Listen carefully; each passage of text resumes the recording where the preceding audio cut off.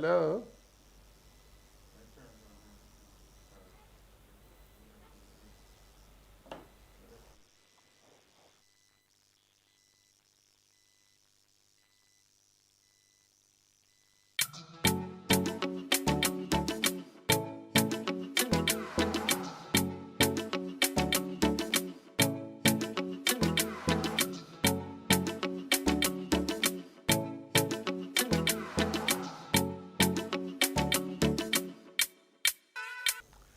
It's a question to be asked over and over again, given the fears that we harbor about seriously tackling crime. And we'll keep asking as the murders keep mounting. Isn't our dependency slavishly about zones of special operations, ZOSOs, and the states of emergency, SOEs, an admission of our own failing at properly policing the community? Again and again, Boots on the ground is clearly not gaining ground in our efforts to fight crime. chat about. Chat, we have to chat. For sure, cause this we can't tired for chat. Hello, I'm Stratton Palmer. And I'm Curtis Myrie. Welcome again to Real Chat. We have with us Dr. Christopher Charles, psychologist and a professor of political and social psychology, Department of Government, UWI Mona. Professor Charles, welcome to the program. Yeah, good afternoon to you both. Thank you very much, sir, for joining us. This is a question that we have to just come and put in your lap, you know. You be Why? you Why? being well a little tail out Tail of out of school. school, I know Stratton. you're coming with that. Yes, Professor Charles, psychologist, political and social psychologist, professor, right, of that field at the university. When I contacted him, well, the answers I have come from Kingston 30. hold on, Ah, I'm coming we're to going to that. I'll come to Charles. Hold on now. When I called him in a Stratton, and because I was told to listen, this is a man to talk to. You have to talk to this man. So I called, quite formal, Professor Charles. Charles, The man laughed himself. I know you, but you don't know me. I said, what you mean? Yeah. Him say, your friends are my friends. And he mentioned a mutual friend, Yes. now deceased, right? Who in his legendary days at St. George's College Was in the was zone. known as Zony, He was in the zone. Cat. Well, he says top cat. So Yeah. now, Professor Charles, you are indeed the right man to speak to, right? About whether boots on the ground, zones of special operations, states of emergency, is that gaining any ground given the All right. horrifying murder rate and crime rate? Well, if you look at the problem in terms of what we have been doing since we got independence from Britain in 1962, the approach is basically the same. Boots on the ground in a certain way. It's either cordon and search, curfews, and periods of emergency. I don't call them states because they are there for periods, periods of emergency. Right, indeed. And then over time, we have the rapid response squad. So we have ACID, we have Ranger, we have crime management, we have Kingfish, We have you name it. eradication. Operation Eradication, in that Yellow Man song. And now we have zones of special operation. And yet still, we are one of the most murderous countries in the world. Still. It therefore means how we are putting boots on the ground is not working. And so all can see that, all and sundry can see that it's not working, but we are still doing it. But police presence is very important. In any of the major metropolitan cities across the world, once you go about, you see police all over the place. Our police, they are not so deployed. Right? They have never been used in this way, in putting boots on the ground in a serious way. So we have unique challenges. So for example, when you have a ZOSO, right? Because based on where I am, I'm in between now East Kingston, Central Kingston, Western Kingston, in terms of my movement. So during the zones, when I'm moving, and they will stop me, all they do is look in the car. They might see the university sticker, and they ask me a few questions, and I answer it. And then they tell me to proceed. That can't be a crime fighting strategy or a suitable response.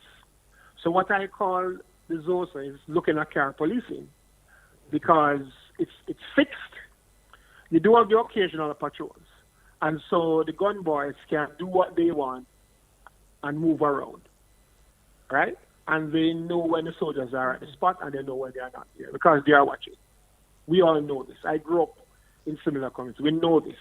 And so for most of the time, in the ZOSAs, they are there doing nothing but at a particular point. There are times when I'm coming up Mountain View Avenue and I see the line of traffic. I just turn off, right? And then I reach where I'm going. So if you're at a fixed point, anybody who's doing something illegal, we just turn off. And so I'm amazed that the leader of the opposition, the prime minister, the chief of defense staff, the police commissioner, and the council of churches, who are the prayer warriors, they're all praying with divine intervention and all, saying this is working, and we are working. I beg to differ. The ZOSAs will suppress the homicide in that spot, For a period. But the youngsters move on the outskirts and continue to commit their crimes or go into other communities. So, and it's very expensive. You have to pass laws, you have to do all kinds of things. So there's a cheaper way and a better way, which is the police military post. It's regular policing, and you put them in the 15 hotspot clusters where you have high rates of homicides. So it's the hotspot clusters because one community will impact 2 and 3 and so on. Others. So if you put them, the hotspots there, and you let them stay there for upwards of 5 years, and you have the police and soldiers patrolling, dealing with the community and so on, the gun boys don't have the stomach to engage the security forces for any long period, so they're going to move. But because you're in hotspot clusters all over the country, they don't have a lot of safe havens now to move, and they're going to be moving in communities in which they don't have enough social capital, and so they're going to be vulnerable. And then you track them down, you use intelligence, and you have to modify the anti-gang law, and you use it against them, intelligence-driven. So that's one thing. So you have to be there for many years. I don't know of a police military post that has not worked. It's not perfect, but it's better than curfews, it's better than ZOSA, and it's better than periods of emergency. The problem with police military posts, we have it there for a year, 6 months, and so on. And then we pack up, and then we are gone. So if we have them in all the hotspot clusters for upwards of 5 years. Simultaneously? Yes, simultaneously, at the same time. And we track down all the gun boys using intelligence and so on. So you're going after the current criminals, and you have police presence all over in the critical hotspots across the country. That's just the first stage, right, to settle things down. Once you control those spots, you have to think in nuanced ways. For example, you have to target families, because what has been happening for the last 60 years, if you are thinking about Independence Day this year, it's 60 years. What we have been doing is going after criminals, killing them, trying to catch them and imprison them and so on. But we have not been addressing the conditions that generate the criminals. So once you hold the ground and you're going after the current gangsters, you have to ensure that that the replacement gangsters, the numbers are significantly reduced in the future. So that dysfunctional families generate criminals. We also know that parents who brutalize their children. The repeat killers will tell you that they were tortured by their parents. Repeat killers meaning gun boys who kill over and over. Mm-hmm. So most parents who brutalize, it's out of frustration and they don't know how to parent. So we have to do an audit of dysfunctional families across the country and use the social workers, use the psychologists, use the psychiatrists, use the faith-based organizations, right? You come up with programs to respond to vulnerable families, right? You can teach parenting in schools, in high schools. You also, when the parents come to the hospital with the children, whether Bustamante or any other hospital across the country, you can have social workers, medical social workers, and others while they have their children waiting to see the doctor, then engage them about parenting. You can have these people follow up at home in terms of parenting, right? So you can have the parenting component, but you also have to target the vulnerable families and the dysfunctional one in terms of responding and helping them to deal with the challenge that they're having as a family. Right? So it's right.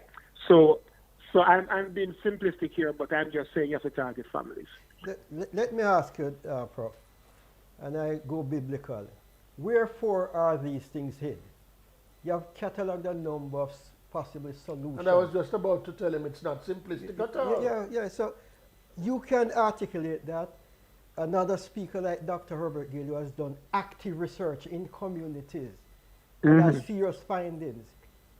The people that are in charge, don't they consult, don't they conceive and put it together and start some what I can tell you, but Herbert will speak to you. He's a friend and colleague of mine. But he will speak. What they have done and what I have seen is that they have taken bits and pieces of his work and talk about it publicly, give the impression that they are going to use it. But as a smokescreen, they continue going after the gun boys just to shoot them down or to lock them up without doing anything else. They give the impression that they are going to take a multi-pronged approach. So, for example, look at Augustown, a community that we know very well. If you look at Augustown, they'll tell you that social interventions do not work. When we heard that, we were horrified. Hold on, Professor Charles.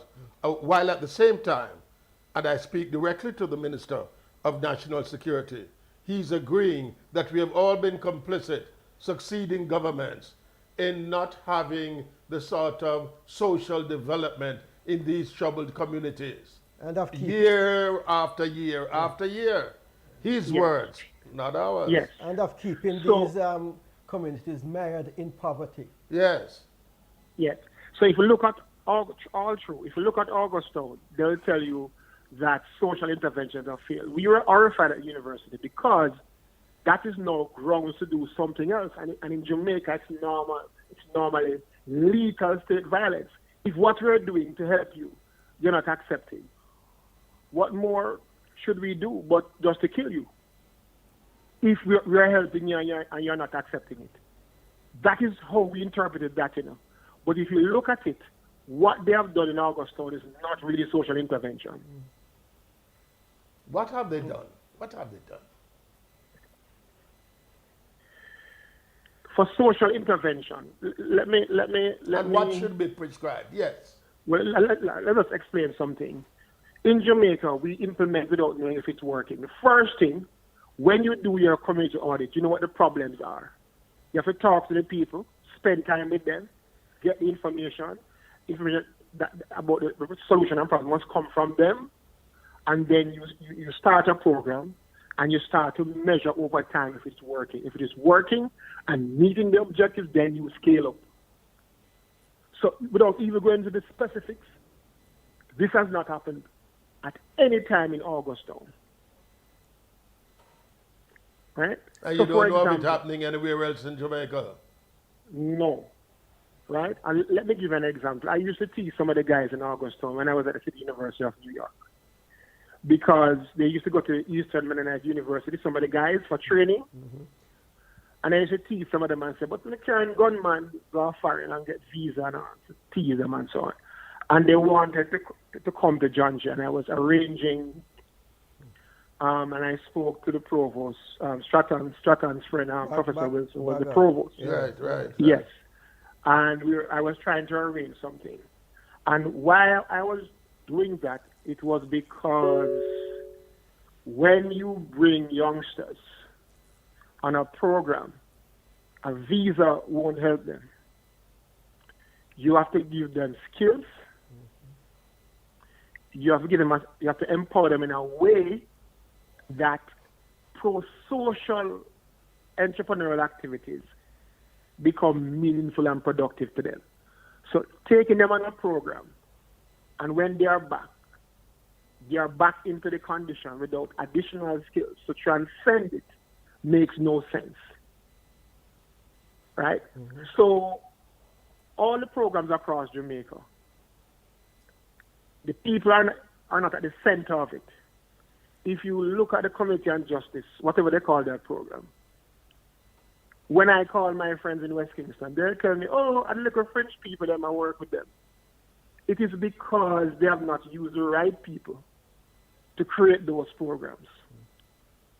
And if you want to attack the conditions that create the criminals, you don't need police and soldiers. Once the people here, Ministry of National Security or police or soldier, there is resistance. So you need other people to deal with right, who have the expertise to address the conditions. So I mentioned the family before. Let us go to the school. We know that countries with high homicide rates, including Jamaica, have a lot of boys and girls out of schools. They are not in schools. So we have to keep our boys and girls in schools because they are the replacement gang members. So we have to come up with programs, identify the vulnerable ones. A lot of the boys drop out because they have to take care of their family and they want their sisters to become something, so they leave school. So we have to look at the vulnerable families. You have to provide support. We have to ensure that the boys and girls remain in school. Right? So we reduce significantly the amount of replacement gang members. Also, so you're talking about social intervention in the family unit and structure, social intervention at the schools. Yes, because you're having that social thread weaving throughout the community, no? Yes, I remember, the police and soldiers all across the country, the hotspots, doing their regular community policing and hunting down the current killers. While you're doing these things, and it's not a 6-month thing or 1 year, 5, 6, 7, 8 years. You have to be there, coordinated, and going systematically. Educating also. Pardon? Educating also. Yeah, man. Definitely. And you readily hear the argument, the resources. Is it resources or is it lack of will to understand lack that? Of will. It is. We have resources. Let me give you an example. How we waste resources in this country. Or I can say this without fear of contradiction. Across political administrations, 98% of the advisors across political administration are not needed. You spend millions of dollars giving your friend consultancy work as expert. People who have no expertise in the respective ministerial portfolios. And people who you have civil servants who have spent their lives in those ministries with the adequate training that you don't use. And that money can be shunted into what I'm talking Chris, about. Importantly, and these are people who could lead productive life in other spheres of activities. Yes. So they are wasted. Yes. So that's one area. Also, we spend a lot of money to give ministers. Some of the cabinet ministers have more than one helper. and they have more than one driver and so on. I used to be a senior civil servant, sir. Yes. So I'm not talking with water in my mouth. Right. I'm talking from lived professional experience. So here goes. Why not say, if you say you don't have any money, give the cabinet ministers, ministers of states, and the parliamentary secretaries, and the minister without portfolio, give them a traveling allowance like the rest of the civil servants. So they take care of their cars and so on. And you take it away from the state coffers, you just give them their regular traveling allowance and ask them to, just like other public officers, you take care of your own car. The Prime Minister, Minister of Finance and National Security, that's a different thing. Yeah. Special arrangements have to be made for them. We understand that. So that's another area where we could save if we just decide that rather than buy these big cars and fleets of cars, we give the politicians, when they are serving the public, a travel allowance like civil servants in general, rather than spend millions buying these expensive cars. The next thing... It is what, and permit me to be cheeky, you are disrupting what is tailored for image and posture. No, but not only that, Curtis. No, your image comes from performance. The car you drive. Thank you. You talk about me being mischievous. That's exactly what I just did. Image must come from performance. Yes. Can't come from posturing. But as a psychologist, you will realize, Chris, that these are relics of the colonial past, when some people are deemed to be more important than others and not functioning in the interest of the general populace. And that's the point he was making, as how the JCF perhaps, as because another I wanted to go back established and fashioned. As he outlined the various measures. Weren't we wrong from the start in the raison between what the police were there for in the first instance? They were there for the general public to look essentially at a justice system which gives equality. The police themselves, they're a part of the problem. Mm-hmm. And a lot of the senior police officers and senior military officers, I've been fortunate, they were at university and I taught some of them. And most of my knowledge, not from my training, when I was teaching those students, they were very bright and there was an exchange. And a lot of what I know comes from the senior police officers and the senior military officers that I taught at the university. Mm-hmm. When we have conversations in the seminars, it's a different thing I'm hearing than when they're in the position. It therefore means that they are given directives from people who don't know what they're doing, and as civil servants, they have to implement. I was a civil servant too, I understand that. That is a problem. Governments across the board must set general direction, but they must allow the experts on the field to work out the details, the nitty-gritty of their approach. The JSF also gives the impression that they are psychiatrists, they are social workers. Hello? Yeah. Yeah, I see this number call me. 1 second. We will be back right after this. Mm-hmm. Yeah.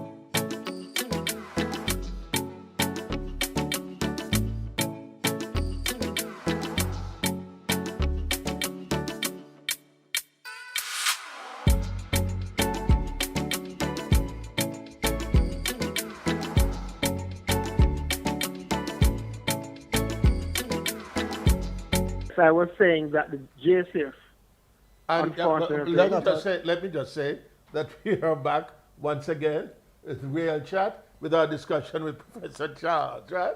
We must apologize for that interruption. We will get Yes. back to that person later on in the program. Yes, you were making the point. Yes.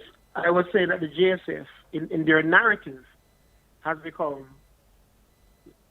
has become a part of the problem. When they're talking to us, they give the impression that they can stop all crimes and they can solve all crimes.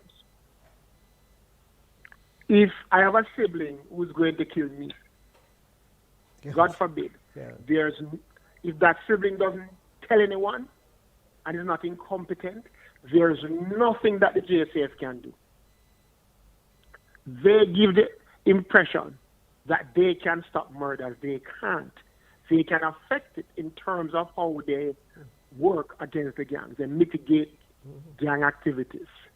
But they give you the impression that if citizen A plans to kill citizen B, they can stop it. So what they do is they give you the numbers. Is it proper about mitigating or postponing? Because when I say mitigate, I'm talking about going after the gangsters in a serious way, because they are largely responsible. I thought you were talking about the reaction of murder, because we saw in a recent case. Yeah, man, but I'm talking specifically. Where the killing happened so close to the post. Yeah, over 70% of the homicides are committed by gang members. Yes. But if I'm in a gang, right, and I want to kill the leader, there's no police officer who can stop that. So they give the impression that they are super crime fighters, right? And they have all these powers. And because of the political narrative and the representation, like you need to fight crime, right? So they keep fighting, and they're not doing prevention, right? And the prevention comes from addressing the conditions in the country that generate criminals that the police officers have no control over. So I want to ask you what we have all been asking ourselves in the wider society, since there is a clear absence of it from 1962, this elusive, almost magical crime plan, right? That we can't seem to be able to summon up, even with the wave. No, we have summoned them, you know. UNDP, World Bank, my colleagues before me, some who taught me, my current colleagues, myself. In preparation for this, you know, I went back to the university research room to look at my talk at the university. It's never tabled to us, the public. We don't see it coming from the police. Where is the crime plan from the police? They tend to ignore us, you know. I speak bluntly. So we were on a virtual conference with the Jamaica Defense Force sometime last year. And Herbert spoke, I spoke. And when, at the end of and others spoke, what we call the statists. These are our other colleagues who take a top-down approach. So that you give the police this, and you give the police that, right? And you equip that and you equip that. That is important, but that alone won't solve the problem. And that has been our problem. So those who take the status approach, after the conference, the people who were saying give the police this and that, they were the ones who were invited to the press conference with the military online. Herbert and I, we were never invited. But our position is known. We are saying that equip the police, build forensic capabilities, pay them more, get insurance, give them this. Very important. But the police can't do everything. So there are other things that they are not equipped to do that we have to do to complement the work they are doing. And it must go. So it must go hand in hand. Even invited, right? And so I have spoken with the police officers before. I have spoken to the army before at talks about these very same things I'm telling you now in greater detail. But they do not control what happens on the ground. They allow, and I'm fed up now, so who are vex? They allow politicians from all colors to tell them what to do. And Jamaican politicians, a lot of them are incompetent. If they were in the private sector, they would have been fired for constant failure.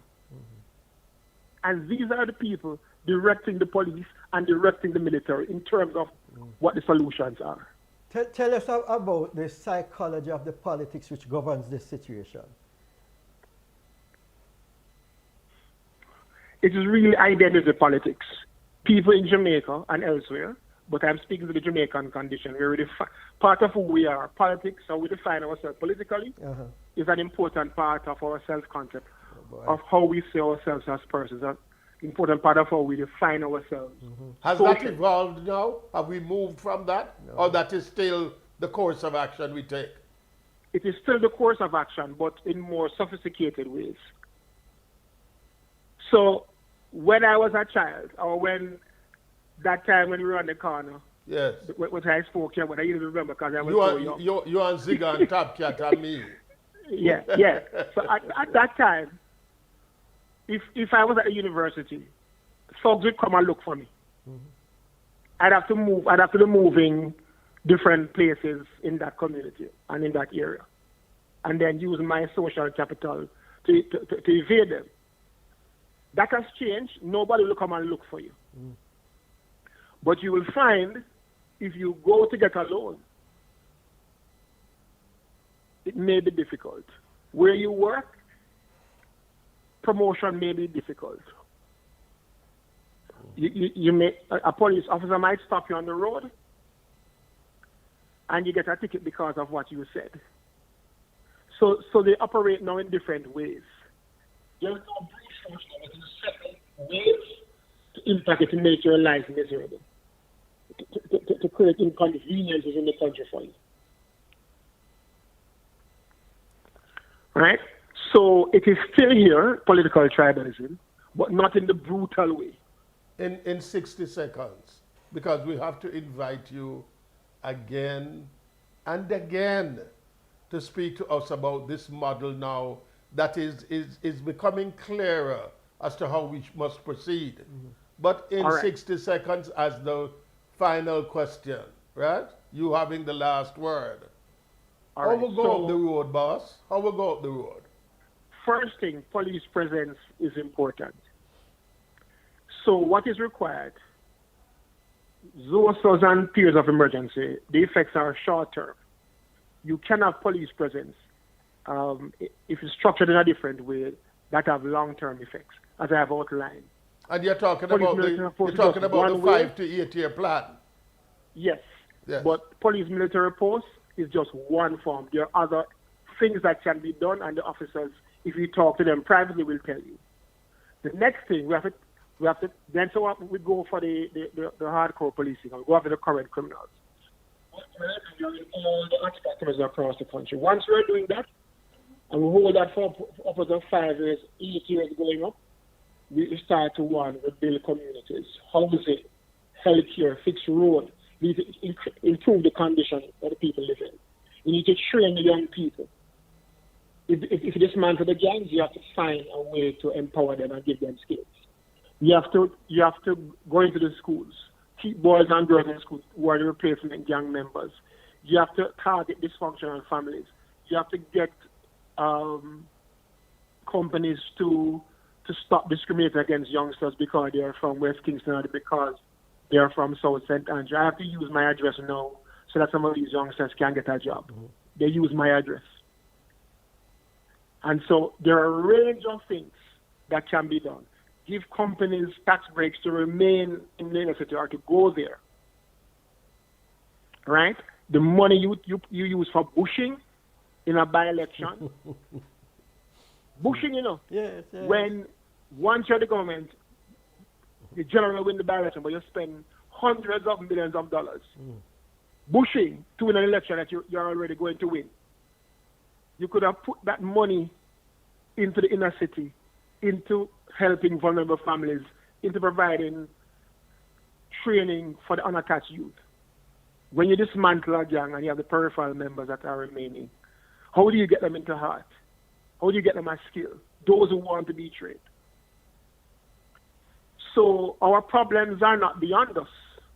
But what I'll say is we tend to rely on whiteness.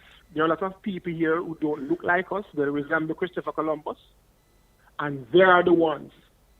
It is Christopher Columbus's relatives and friends that JLP and PNP politicians have been listening to for several decades now. Boy, The one, you mean the little man who encountered us, but them say him discover us? It is that Yes. same little man you're talking about? His relatives and friends Yes. are the ones who are advising our governments for many years now. All right. Thanks. Professor Charles, it is insightful. It is enlightening. It is revealing. And we are hoping that we have all been listening to what may be fitted together as a substantive and lasting model to policing the community They're interested in winning effectively. elections. We are interested in a peaceful and safe Jamaica.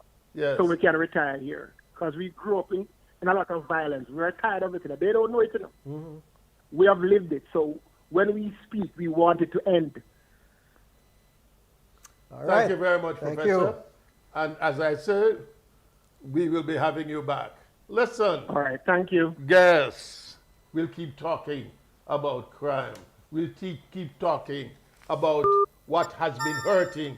We keep talking about how we must be healing. Real chat. And this is the reason why. Post You your must- queries. Yes, yes, you yes. have Thanks, to Ratty. keep hearing these. Yes, if we keep talking, if we keep hearing, listening, because we want to be healed. We want to stay here, you know. We want to be living here. Post your queries while watching. Text your concerns as well to 876-787-5873. Subscribe, share, support the program by contributing to the Cash App, $Real Chat. We'll be right back. Don't go anywhere.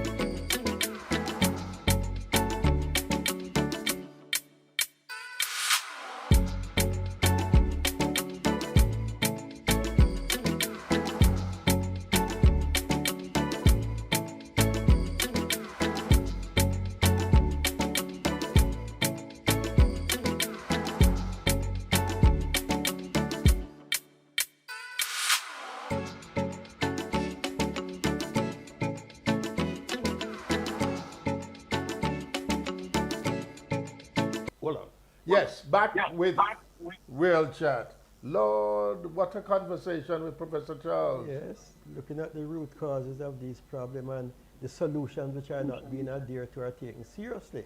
And then it's the police who fall in the middle of this and they have to do the corrective work. But is everything okay there? Well, we have retired senior superintendent of police, a man who speaks his mind, retired senior superintendent Ratcliffe Lewis. He was in charge of transportation at one point in time, right? And had some measure of success. A serious measure of success. Yes. And he has always been a serious crime fighter. We just spoke, Ratcliffe, welcome to the program. Yes, sir. We just spoke to a Professor Christopher Charles, who says, yes. and you might know him, he might have been one of your teachers too. Well, I have heard him and I admire him. And he has always suggested some good things. Yes. I always suggested some good things. Glad. Yeah. So we're going to have continuity here, Shatta. All right. He says to me, listen, well, he has been speaking for the better part of 45 minutes. And we sat glued, listening intently. He says, yes, we need boots on the ground, but more in the hotspot clusters as police military posts for a sustained period of time, 5 to 8 years. And that cannot be replaced by ZOSOs nor states of emergency, which he calls periods of emergency. That's not the optimal crime fighting plan. You can't have this dependency on ZOSO and SOEs. What say you? Well, let me tell you something. Is that he is right in some respect. Yes. But the ZOSOs and the state of emergency, it is a temporary measure to effectively deal with crime. Mm-hmm. And you have to realize that that is the only draconian measure we have to deal with draconian times. Mm-hmm. And we cannot lose fact to say that it is not relevant in today's world or in today's society. Mm-hmm. We have been having crime problem for maybe from 1966, and it escalates every year up until present. And a lot of people are saying this and saying that, but they have not ever come up with a crime solution that will eliminate crime from Jamaica in its totality. Well, let me just say the model that he left us with. And I'm not saying you can't add and twist and multiply all type of variations to get it going and working better. He says police presence, yes. He says working on the next generation of criminals by dealing with the family unit and school, yes. He's having all the variables together over a sustained 5 to 8 year period. He's not dismissing you, but he's saying that you alone can't do the job. And I just want to put this forward to Mr. Lewis, that at the outset, ZOSO's main aim was to clear communities of people who are likely to engage in criminal activities. Where do you clear those people? Where do they go? They become a problem elsewhere. Yes, that's the fact. Yeah, so that can be a continuing solution. As you say, it might be draconian to meet draconian measures, but it has to be supported by so many other things. And we want to ask you, because you said since 1966, year after year, it gets worse. So what has they talk to me now? Well, how has the police been coping? What else needs to be done? Well, let me tell you something. We speak about intervention, social intervention, and we have tried that, and we have not got the maximum result that we expect. and as you see, very sooner than later, it gone back to square one. But it is a problem that everybody will have to come together and deal with it. It is not a situation where the attorneys and some organizations like me could say, for instance, Jamaica for Justice, they are pulling one side, other persons are pulling one side, the security forces pulling one side, and politicians pulling one side. The politicians and both the JLP and the PNP, they will have to come together too and disassociate themselves entirely. They come out together, put out a statement that they condemn crime as also certain organizations. And you have to be mindful of the fact. Let me tell you something. Our criminals are something extremely different from normal criminals. You have to remember now. Talk to me. Yes. I want you to tell Jamaica what them have that is different from others. No, there's a listen. story. No where man is a serious statement. No, I'm just ameliorating what you said, Mr. Lewis. Because some people in New York, they're saying, the police, they're saying that Jamaicans are the most feared criminal in New York because whereas the other we run from the police, them stand up and fire back at the police. Your experience, tell us. You're speaking, man. You're speaking. Yes. Let me tell you, our criminals are heartless, wicked, and they are draconian. You understand what I mean? Is that where they come from you, they are so brutal, wicked, and draconian that they behead you. They slit your throat. So them kill you and they two do times. all sorts of things. Yes. Yeah. To the extent that not even the great countries like America, number one, Canada, and England, they can't manage our criminals. What do you think they have to do? They usually come here. They usually come here on a regular basis. That they come in to study the yard, and they come in to study the shower passive, and they come in to study this. You see, after a while, when they can manage the only solution they arrive at those three countries is to deport them back to Jamaica. They just can't manage them. And when they are first world country, most of them go there and study them first world criminality. Come back here. You tell me what we do with them. What we do with them. You tell me. So let me ask you something. It is a, yes. Let me ask you something, Sir Lewis. No, I want to hear what we do with them. What to do with them? Yes, finish that point. No, you were asking, you know. Listen, you see my problem? You see my problem? Listen what I would do. Yes. I would immediately call for an amnesty. Gun amnesty. That is my position. Yes. I would call for a gun amnesty. Careful enough, and sir. that never work yet, you know. No, listen what I'm saying. And gun amnesty, usually in any countries that call for a gun amnesty, it is followed by a measure, and I'm going to use the word again. It is followed by a measure that is draconian. So if you want that measure to reach you, is your problem.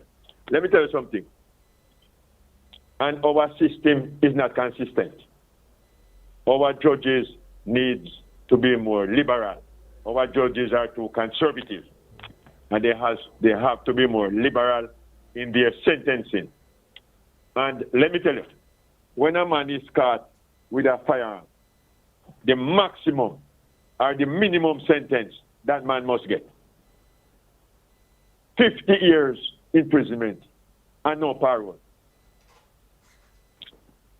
You listen to my position? I'm listening. Yes. Illegal possession of firearm. No parole. When a man is charged for murder and with a gun crime, you know, talk about a man that give a man bun. And you come in house and you catch him and you mash him down with maybe stick and so forth and you commit your murder. That is a different kind of murder. You talk about when you go with gun crime to maim, to kill, and to rob, and you are a contract killer. When you are convicted, we are not going for the capital punishment. Not going for that at all. That man must be sentenced to prison life sentence without parole. He must never be paroled again. As long as he lives, he must be living in prison. That is the sort of law we want here now. And you will see if it not change. But and you feel that that alone will suppress the criminality? Why do you think? I can't. Hold on a second, and let me just ask, because I am not completely detached. Yeah. My whole upbringing is in the inner city. Yeah. There is a man who is going to say, amnesty, you want to give me 50 years? If you hold me with my gun, I'm not get up, you know. Yes. You have to kill So me first. Yes. Well. So be it. So be it. That is his decision. That is his decision. That is him but clearly, as we have been saying from the outset, that alone is not the fix. No. Well. Listen me now. Yes. And we're discussing an issue. I'm not going to put you on the spot. But nothing beat a trial but a failure. We have never gone that route yet to stamp out. Yes, to stamp out. And again. So we need laws with teeth. Yeah, man. Sometimes we have laws, but it is a toothless bulldog. And I'm going to tell you something again. The state of emergency now, why probably other persons are so much against the state of emergency, and you get the impression that you have the state of emergency, but nothing is not being done. It is the same all during the state of emergency. Because people are saying that we have state of emergency, but it is the murder is being committed same way. Listen me now. A lot of influential persons again in an organization, they criticize the state of emergency so much because some people definitely don't want it. They criticize the police who are the persons who are the agents during the state of emergency. They criticize the soldiers. They criticize the government to the extent that government have to make some concessions to it. And in instances, Mr. Lewis, you find also that there are certain business people in certain areas who are against the draconian or measures to stamp out crime in their area, cut down on their business. Well, that is true. That is true. Yeah. Yes. But so which would they rather have? They would rather have a crime-free society because sometimes the same criminals go back for them.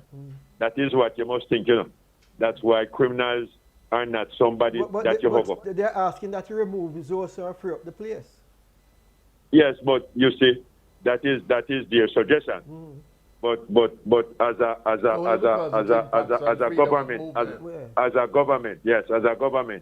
you knows best.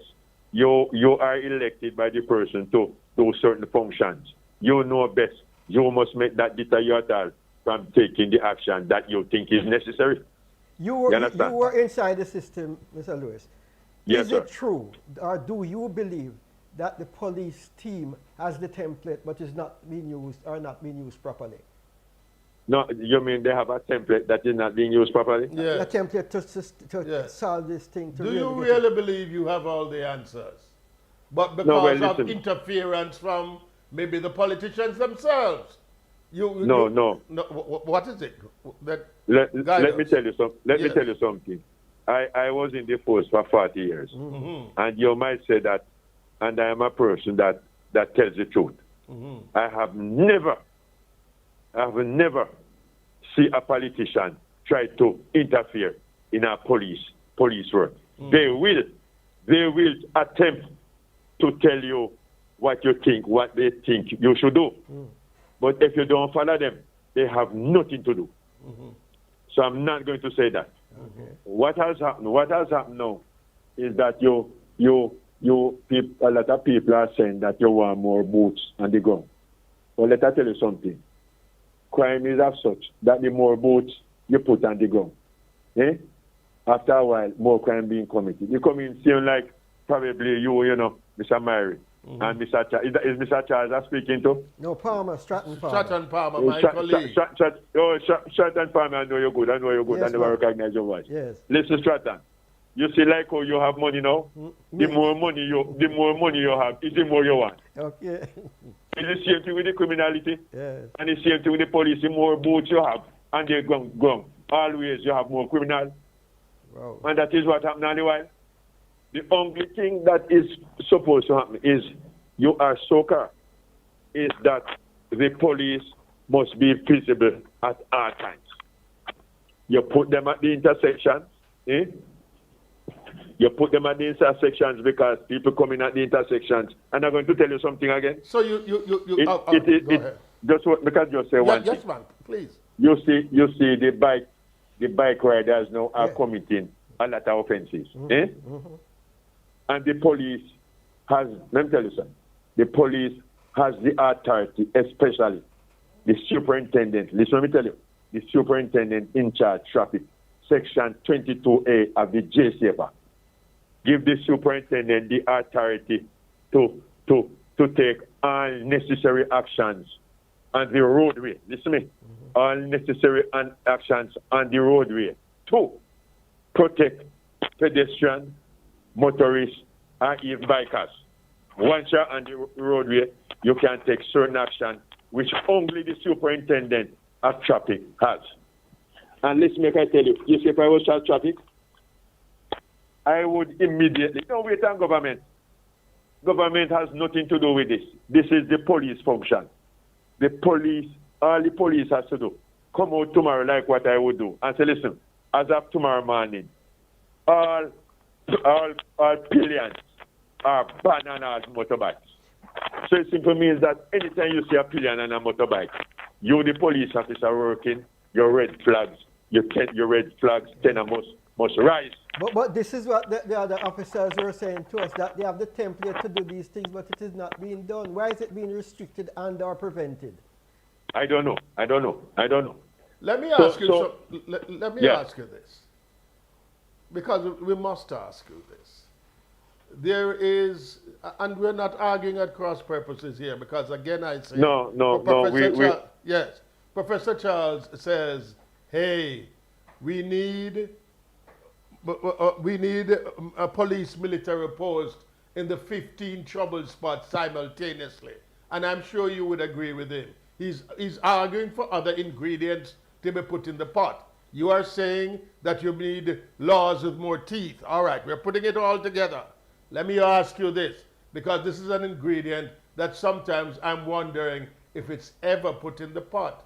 What about police? You are there for 40 years. 40 years plus. Are you happy with the impact of intelligence gathering? Do you feel that we are doing our best with gathering intelligence on the ground, engaging the community, respecting their needs, respecting their worth, so that the trust factor is strengthened, and the police is not seen as the enemy, but a pillar of support? You're not giving a whole heap of ticket there, Sir Lewis? Are we doing well there? No, well, let me tell you something.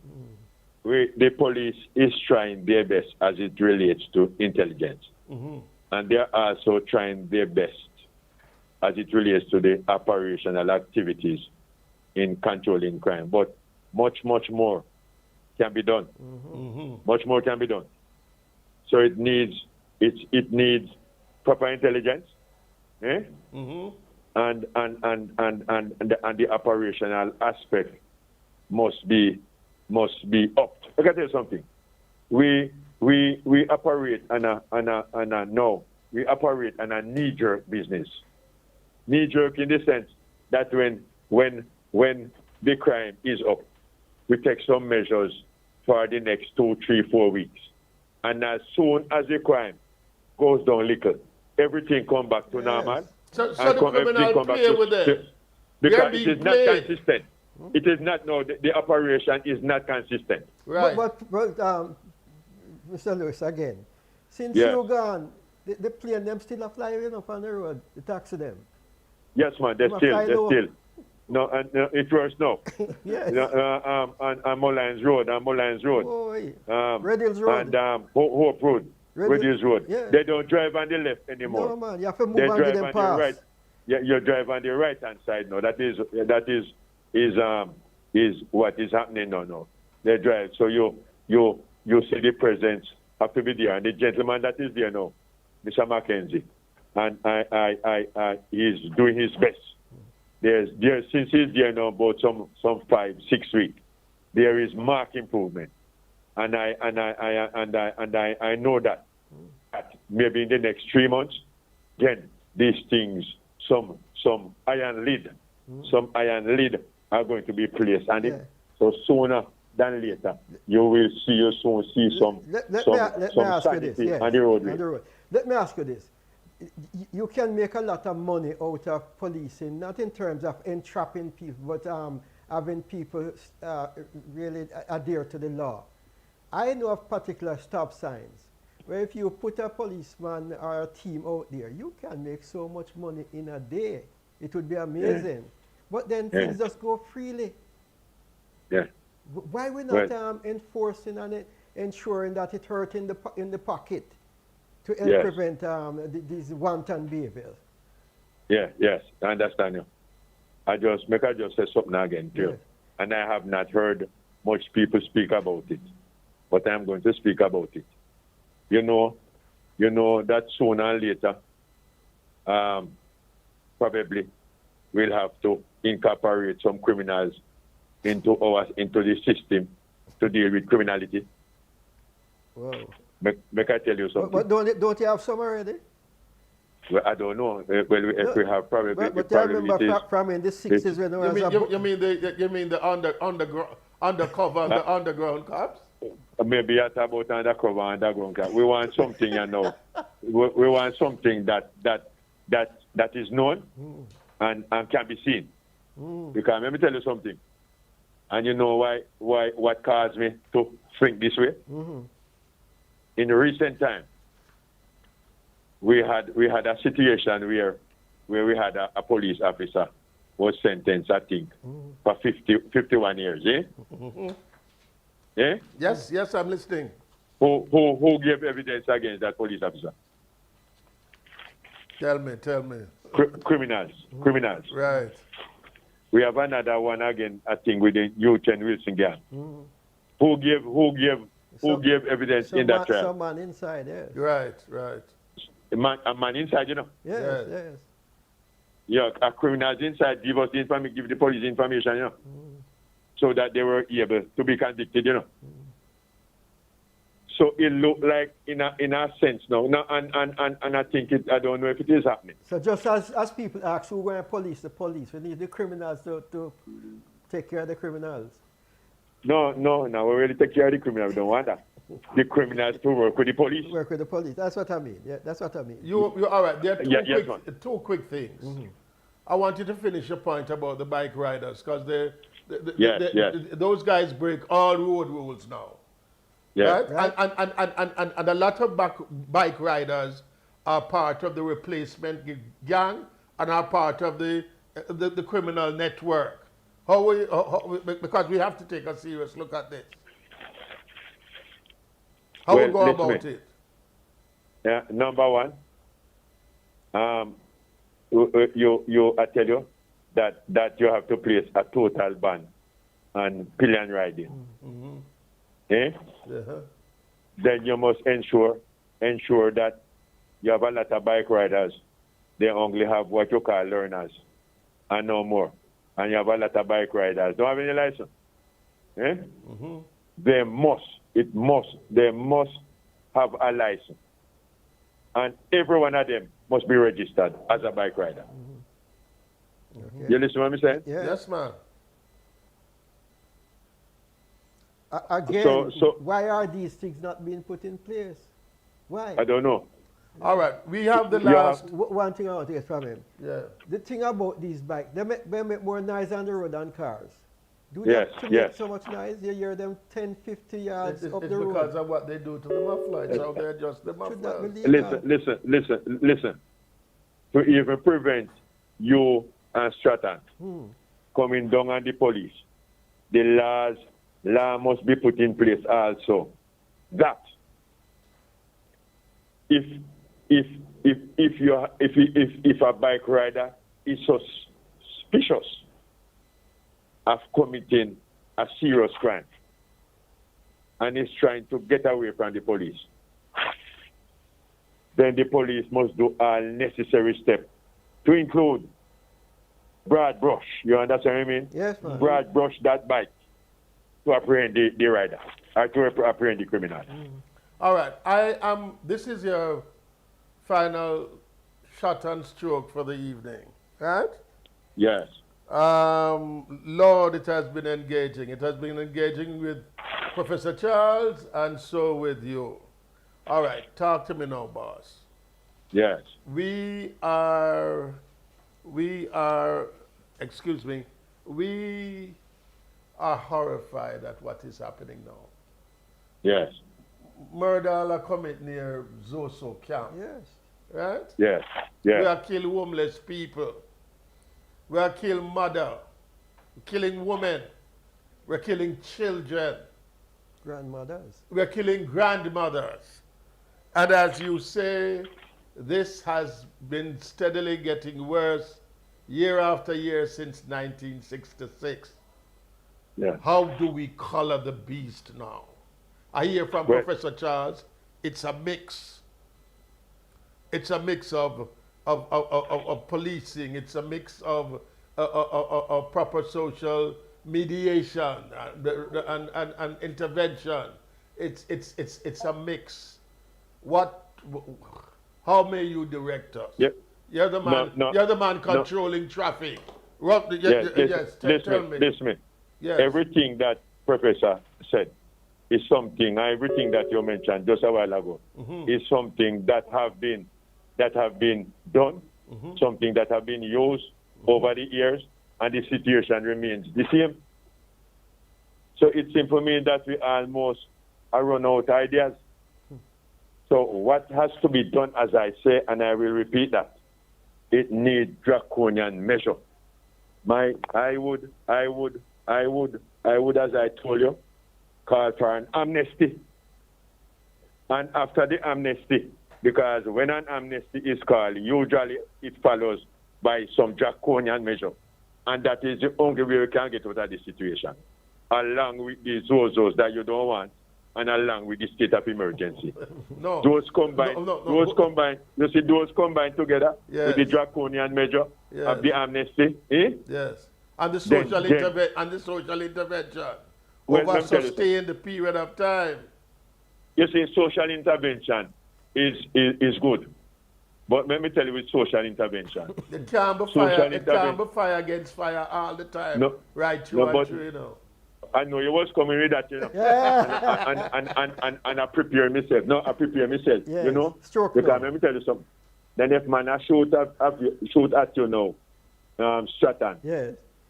and Mr. Myrie Yes, sir. with M16, Yeah. you can use catapult and fireback. No, I'm not Wait, asking you to do it. tell me what you would do. Hold on. No more the same. No more Yes. proportion shooting with the same M16. Yes, but guess what? So that is fire with fire. Yes, but guess what? Guess what? And we're not saying we mustn't have strong policing.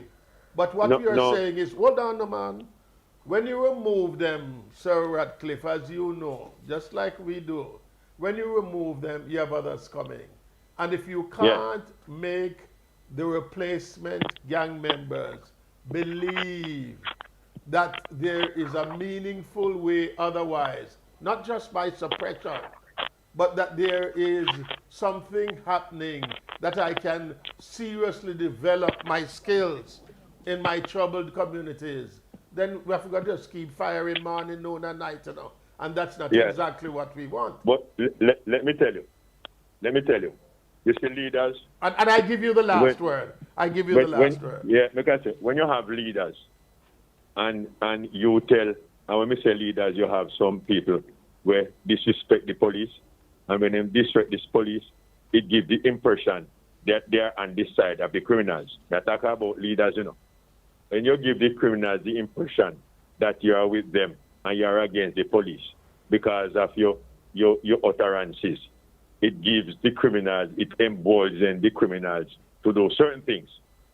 And me and you know that it emboldens the criminals to do certain things. And that is always happening. And if you look at it, if you find certain organizations come out and lamblast the police, lamblast the state of emergency, and lamblast the SOEs, as they say so, hell and powder break. All right, Murder, all kind of serious offenses. Yes. Because the criminals are emboldened, and we have to. You have chat. We as leaders have to be careful what we say and what we do in terms in this condition. Indeed. Well, like I said, it is good, Stratton, to have brought Professor Charles and Radcliffe Lewis on the same platform, right? Pouring everything into the melting pot, and we will keep chatting about this and inviting you again. Thanks very much, sir, for being on Real Chat, right? Okay, And sir. remember to post your... Yes, Appreciate it. Good. yes, we do. And remember to post your queries while watching. Text your concerns as well. WhatsApp to 876-787-5873. Share, subscribe, and support the program by contributing to the cash app on the screen, $Real Chat. Right? We will be back in a moment.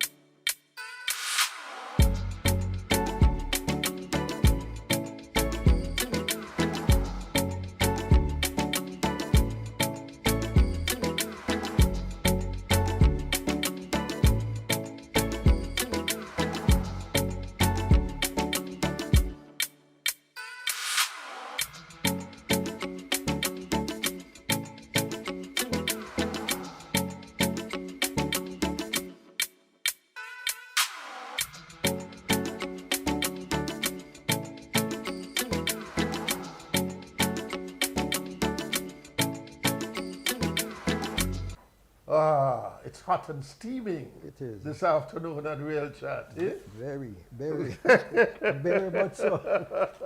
But crime is a boiling pot issue, right? And we have all sort of contending parties and forces, right? And we must chat with chat and have a real chat, continue to have a real chat on this important issue, right? Because the issue is, as Professor Charles said, we don't want to go nowhere, you know. We want to stay here. We have to stay here. So we're tired of the crime. And we have to now see what meaningful course has to be taken and kept, maintained. Not just taken for a few months, but maintained. Yeah? There is something else, Stratton, that concerns us. Good? Because CARICOM is our home, right? The region, including Cuba, is something that we must respectfully engage. So I want to point out to you that Sir Ronald Sanders, Antigua and Barbuda's ambassador to the United States and the Organization of American States, is a man who goes about effectively making his point in his respective print media columns, right? Sir Ronald Sanders. In an insightful article recently, it was revealed that in the December questionnaire to countries of CARICOM, which is used to compile the annual Trafficking in Persons TIP reports, which are submitted to the U.S. Congress, there was a sinister section attempting to include Cuban medical workers and professionals serving Caribbean governments as persons being trafficked. Workers from China were also mentioned, and all this would clearly implicate both Cuba and the Caribbean governments in criminal activity. A parting shot, troubling parting shot, from former U.S. President Donald Trump and Secretary of State Mike Pompeo. That would definitely hurt the region. We have with us, I must just call him Trevor, but Professor Trevor Brown, President of the Jamaica-Cuba Friendship Association. And we must say, because she called to offer apologies and to reschedule our interview with her. Come next week, we will have Cuba's ambassador to Jamaica, Senora Inez Forres Fernandez. We'll have her next week, right? Because we clearly have to have her commenting on this issue, and we have to have members of CARICOM speaking. We are going to be reaching out to Jamaica's Minister of Foreign Affairs and Foreign Trade. We have to, this can't just go unnoticed, right? Welcome, Professor Brown. How are you? It's a Trevor. And to talk to you. Yes, Trevor. Yes, Trevor. All right, Trevor, how you doing? Good, you know. Yeah. All right. It was just good to hear a little of what you had to say prior to segueing with the Cuban CARICOM thing. Right. About the levels of crime and violence in Jamaica. Right. Which a lot of people, I think including yourself, would support the position that part of it, or a large part of it, is driven by what we call the really inequality in the society, in broad respects, you know. But yes. I don't want to take up too much of your time on that, because that is for another subject. Okay. Another discussion, because Jamaica, within what you call the LACA, Latin American and Caribbean nation, Right. we have one of the most unequal society in this region. I don't know if you guys know that. Yes, we do. We do. All right, sir. So that is part of what is fueling it. Okay. Yes, Yeah, they have larger levels of poverty than us, yet the violence and the criminality and the murder is not like the war zone that we see here, where 25 people in 72 hours It's cut unique. down by one means or the other. Yes. It's unique. Yeah. But this trafficking in person, this December questionnaire, Yeah, this trafficking in persons December questionnaire asked of CARICOM states. And we're going to talk about the tier system later. But yeah, thi- man. yeah, but this Sergeant Carter, you know. but this implication in December, which is really troubling, really it's a dangerous development. Let me ask you this. Since then, what's the response like from Cuba and the Caribbean separately and all together perhaps? Or with this move, is it that since December, like that popular Christmas carol, it's just been silent night? We're saying A anything little of both. Eh? A little of both. It depends on who you talk to. Like, for example, I haven't seen a peep out of our government. And I think that is understandable, because just yesterday or 2 days ago, I saw where our foreign minister put up a belated statement that there was no spying between the Chinese, that our former ambassador, Tapia, really Tapia for about two years, had really alleged about the Chinese. So we understand how some nations operate on this individual. But CARICOM had a very robust statement. I don't know if you saw it. Yes. Very, very robust. And the world at large, really condemned the thing for what it was, or for what it is. I mean, I'm just Just remembering. Remembering the video reel, the press coverage of Dr. yes, Christopher Tufton, Minister yes, of Health, yes. welcoming the Cuban Yes, medical on April, team Henry, Henry Reeves to help Brigade, us we with the call it. fight to help us with the fight against COVID, right? Henry, we call, there's a name that is given to that group of people, you know. And right now they are in 40, 39. Another brigade went to Barbados last week. So now they are, they are in, all right, 40, let me get the numbers right. They are virtually in all the CARICOM countries. No, And- yeah, I know that. and But they are clear. they are 39. They are in 39 countries currently, over 3,000 Cubans. Including And- places like Italy and so forth.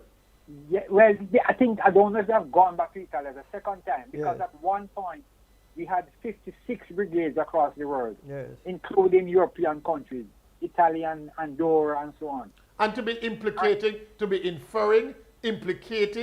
that such medical workers are actually persons being trafficked.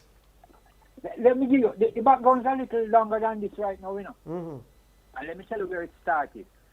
Because as you know, Trump has this thing about Florida and what it means for the Republicans and for him. He's just concluded election, which they actually won on Florida. So sometime back, maybe about October, there are 3 senators, Marco Rubio, 4. Rick Scott, and Ted Cruz. And Piloted the you're bill forgetting in the Menendez. Yeah, piloted a bill in the U.S. Senate. And essentially what this bill said, because I wrote a piece on it which was published in our papers here, well, primarily I saw it in Observer, I don't remember if I've seen it in the Gleaner. What they're actually saying is that any country across the world, broadly speaking, that takes Cuban medical help during this period would be guilty and accessory to human trafficking and will be sanctioned by the U.S. I know. Good for the rest of the world, the bill was not accepted. So that's one of the foundations for it. For what you're seeing now with the parting shot by Trump. And I should say this to you. This is only part of the 240 sanctions that Trump levied on Cuba during his 4-year period. Unprecedented. 240. And after failing, that bill failing, you have this passing shot.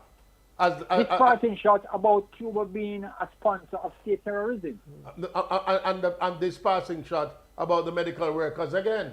Precisely, because, and if I could say a little on Jamaica, though, you know, the Cubans who we have here, the members, we call them members of the Henry Reeves Brigade, who, a little background to that too. The name came from an American patriot, Henry Reeves, who during Cuba's Revolutionary War went there to fight alongside of the Cuban patriots, was the Myrie and them. And as a celebration and as commemorating and strengthening the whole theme of solidarity, you can recall when the levees were breached in New Orleans and people were drowning, people were stranded on top of their homes, and people were being treated like dirt by the George Bush II, the younger Bush administration. Fidel assembled a team of about 1,500 Cuban medical personnel. This is how the birth of the Henry Brigade came about. Because even currently, the head of our Cuban corporation team, medical corporation team, was a member of that group that Fidel assembled, waiting, because they made overtures to America, waiting on the U.S. administration to say, yes, come and help us. Because remember, it was, yeah, man, I remember that actually, and that it didn't happen, right? So they didn't call on Cuba because they were so embarrassed Well, let me of tell this you this. country Let's that have fast forward a demonized bit. so much. Let's fast forward a So, bit. yeah, yeah, yeah. Guess the CARICOM robustly, you said, has responded. There Yes. isn't much from Jamaica itself, you say? Listen. Although, Yeah, There has been much. no, there Insofar has as been much. But I we guess have if had you a have a statement from CARICOM David boy, Commission, ambassador yes, of CARICOM from my very Barbados. good friend, Right. my And very he had good friend two and statements companion, were yes. made back in the early April when that was broached, and then January 20th coming forward when they reiterated their position that it is Yes. evil of them to want to disrupt or distort this movement. So- and the CARICOM needs to be self-dependent in that and other areas. well, I'm asking aloud, what's our commitment to keep pressing, to keep lobbying? Because I was told by an ambassador that, Curtis, yes, we ought to be worked up about this, but we need to actually keep lobbying so that this also, with a brush of a pen, right, as some executive order, may be rightfully dismissed. What are we doing? What else is to be done on the part of CARICOM and even Jamaica as a country aside?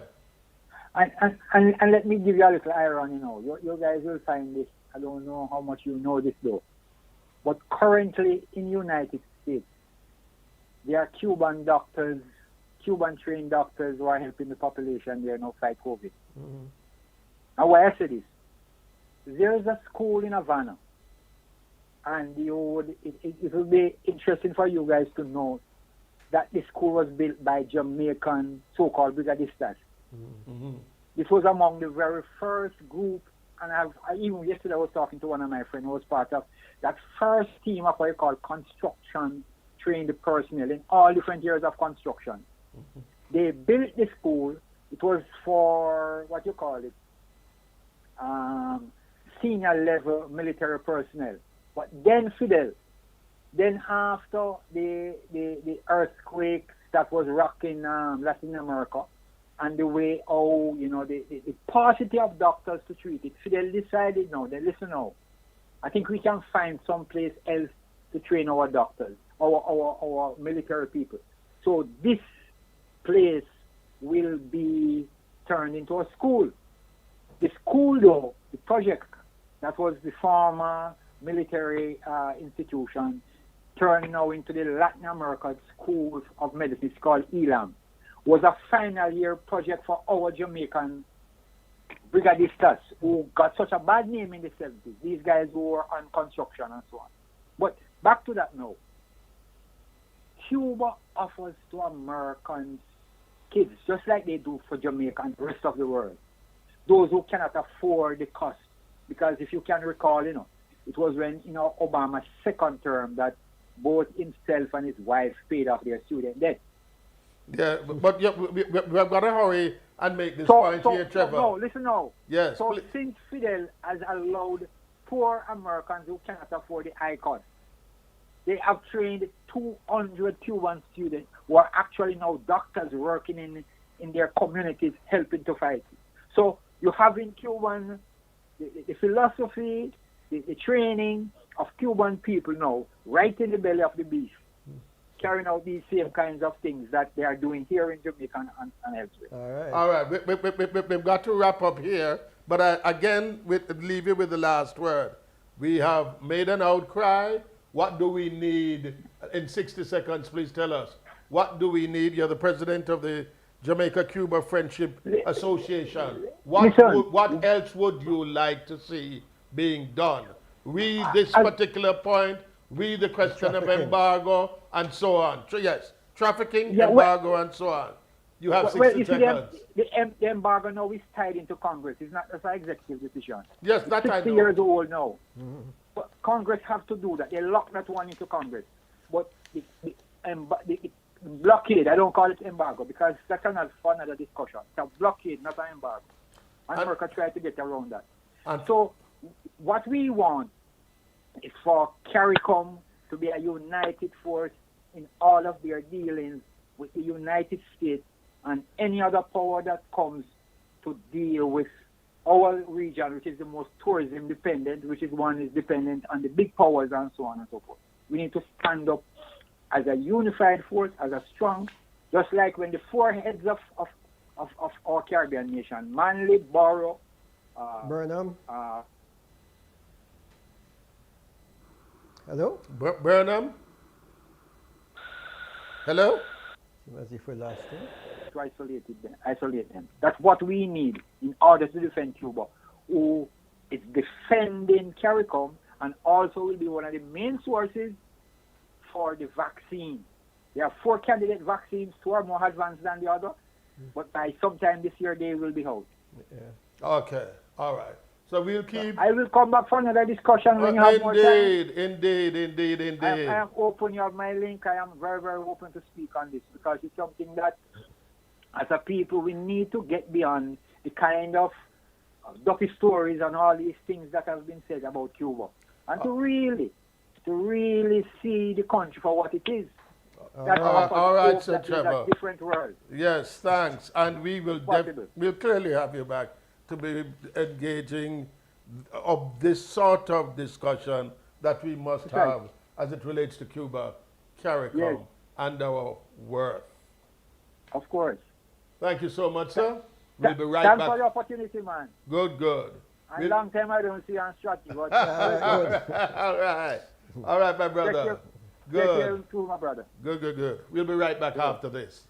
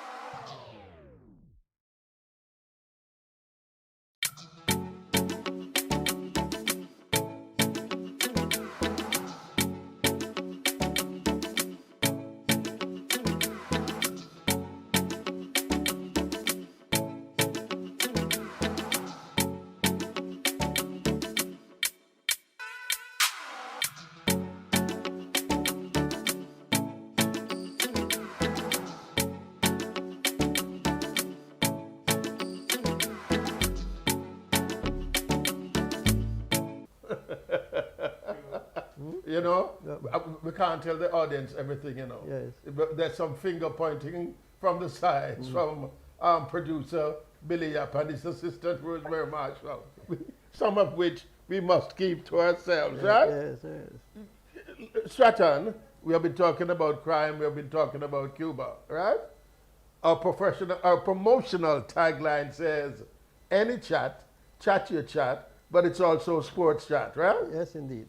And you can't have sports chat unless you talk about the peculiar strides of horse racing since COVID in particular. It's quite a story, you know, Yes. right? It's quite a story. Causing some rancor and jealousy among other sporting entities. Causing some rancor and jealousy among other sporting disciplines, right? How they have managed to move from strength to strength, right? Is it's almost akin to how you navigate successfully in the saddle, right? Solomon Sharp, chairman of Supreme Ventures Racing and Entertainment Limited, Salah, as some of us call him, right? We have to take a look at the industry, Solomon, and we must ask the question, what does 2021 have in store for horse racing? You're in the gates. Talk to us. How are you doing, Perkins? How are you doing, Stratton? We are very good watching you with your pronouncement. Well, I was in an outside space a while ago, so hold on. Let me just get in my car, Okay. Right, right. get in a quiet space. Just- Yes, I'm here. So you're under starters orders. Yes, you're very much on the start of the house. Now, And what does and Patrick Man said, and they're off? yes, and now they're off. What does 2021 hold for the horse racing industry? So I'm an internal optimist, Yes, and during the whole lockdown, we went and did a lot of studies and tried to understand the product that we had. And we are a key part of the industry. We're that nucleus, that hub of the industry. And we said, what did we have to do to get better and get stronger to support the industry? We started a digitization process from in 2019, and we started a digitalization process from in 2019, right? right. Oh, hold it. What's the difference? What's this Yes. distinction? Digitalization and the other one? So the digitization Yes. Yes, is dealing with, like people say, binaries, is writing programs and understanding Okay. how your business model works and how this is related to that, and starting to help to build in models, to understand the models to bring in efficiencies to your business. Yes. It's taking data and analyzing data. So And- it removes some amount of guess and spell when you're doing what you're doing. So Stratton, you used to parade as a football coach, right? So that's And you know that, yes, so you know that being a football coach from the eras where you come from, Yes, the chalkboard was a very important factor. quite so. Now they've gone to film, Analytics. right? right. Right. So the filming now is real digitalization. Right. Oh, But when you think about digitization now, you think about when the goalkeeper gets the ball, how many time he touches the ball, who he throws the ball to. So if he touches the ball 10 times, he's going to throw it to the right back 9 times, and he only throws it to the left back 1 time. And you start to analyze that data to say, where are the weak points of your opponent? Yes. right. In horse racing now, we look at all that happens on the tote. We look at our horse population. We look at all the different races that would have happened. We look at the all the different outcomes, and it all boils back down to economics. So the horsemen, claim every day that they want an increase in purse. So if you want an increase in purse, you have to out earn yourself. You have to have an increase in revenue, because at the end of the day, we have to get profitable. So before, the government would operate with a whole different philosophy. But we're a private entity. We have shareholders. I can't afford to operate at a loss, and I want to ensure that all my shareholders and stakeholders in the industry, right, to keep the product healthy. So you're saying it is strictly a bottom line affair? it has to be a bottom line affair, Yeah. because some of the other sports that are clamoring were not focused on a bottom line affair before. Mm-hmm. So this is one now that we could have gone to say to my parent company, hey, I need X amount of dollars to keep this place open during the lockdown when there was no revenue, right? And then I need X amount of dollars to restart whenever we get a chance. And I can generate X, Y, and Z, so I can make sure that I pay back that money to the coffers of when you weren't operating, because, you know, that's all a loan, an investment, and all of these kind of things. And Fully everybody understand. wants a return on investment. Yeah, fully understand the economics of it and the business point of view. But should that be done at the expense of the traditional things? You talk about some people are vexed with the possibility of getting rid of or putting aside one or two of the classics. That's a whole different thing we're talking about now. Yes, So you're talking about the prospects of the traditional thing. yes. And I take it to another sport. Do you play Test cricket or do you play T20?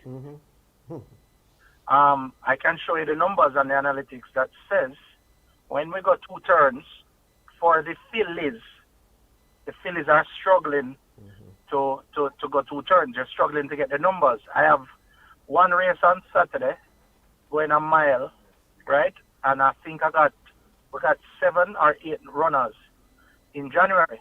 And the 2-year-old season last year was late for obvious reasons.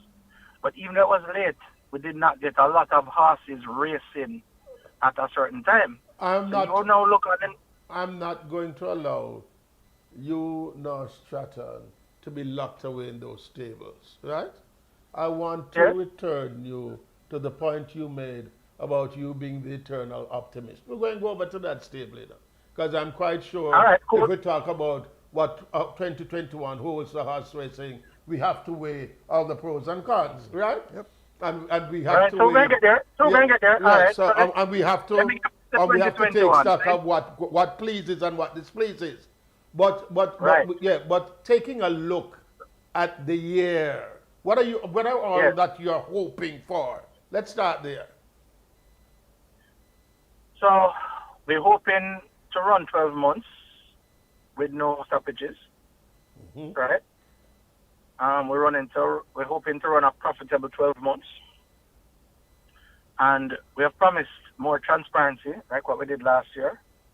And wherever we can, we're going to possibly look at price increases. But at the end of the day, it has to be profitable for everybody. It can't be profitable for one side, and then the other side is left in a hole. So this is where it comes right back down to the economics. And one of the most important things in economics, you get to accounting, you get to a balance sheet and all that kind of thing. So everything has to be balanced. So what we're trying to do, we have taken over a company, a business that was not run as a business how it should have been run all along, right? Government decided, hey, we don't do well in businesses. We think we need to give up the business of horse racing. So we have taken over the business of horse racing. We have invested a huge sum of money in the tote. You have invested a huge sum of money in getting the picture properly, you know. So there's a big contract with Sportsmax. We have invested. We weren't supposed to spend any money on the tote board, and that went down. That's anywhere from $40 to $60 million, plus. You have all this of this money. You have this partnership with the Australian company. Since we're talking Yes. about money and revenues, Yes. tell us a little bit about that story. So that is looking at a whole new revenue stream. We're bringing in fixed odds because, you know, certain amount of people there's a certain amount of people that definitely likes the tote system as is. But there are some persons that like the fixed odds, which is similar to sports betting and all that kind of thing. So it's bringing a whole different dimension. And again, looking at all the avenues to soak up all the revenue and all the interest, because there's some betting interest out there. how do you soak up all that betting interest to ensure that you get enough revenue to pay the bills, to pay the purses, to keep the business alive and keep the business healthy. So in the future, if there's a shock like what we just had, the business can sustain itself going forward. The business was never sustainable, self-sustainable before, and we're bringing it on a self-sustainable model, because before it was too reliant on the government pumping $200, $300, $400 million per year in there, based on what I am told. So we're fixing that. We're increasing the revenue. We've exported the revenue.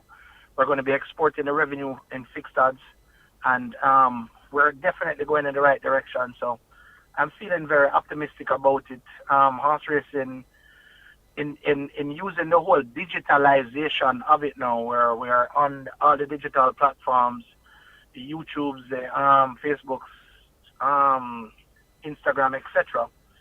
In communicating with the world like this, we're making the world is now a smaller place, so we can communicate with the diaspora real time on digital. We can come, and then everybody in the diaspora has a friend that them used to eat a oxtail with or something, right? Mm-hmm. Hey, I want to go watch a Jamaican racing, and I want to go this, and I want to go that. So there's always somebody else tapping in. And then this export brand Jamaica. So we export athletes and footballers. We also export jockeys. We export grooms. We export trainers, right? So how can we export our product, our racing product, and get more revenue to expand? Because we only have 3 million people here. So how do we expand the revenue outside of Jamaica, similar to what all the other racing jurisdictions around the world have done, and soak up that revenue out there to make sure that we pay the bills so we can better support the industry, and the industry will grow.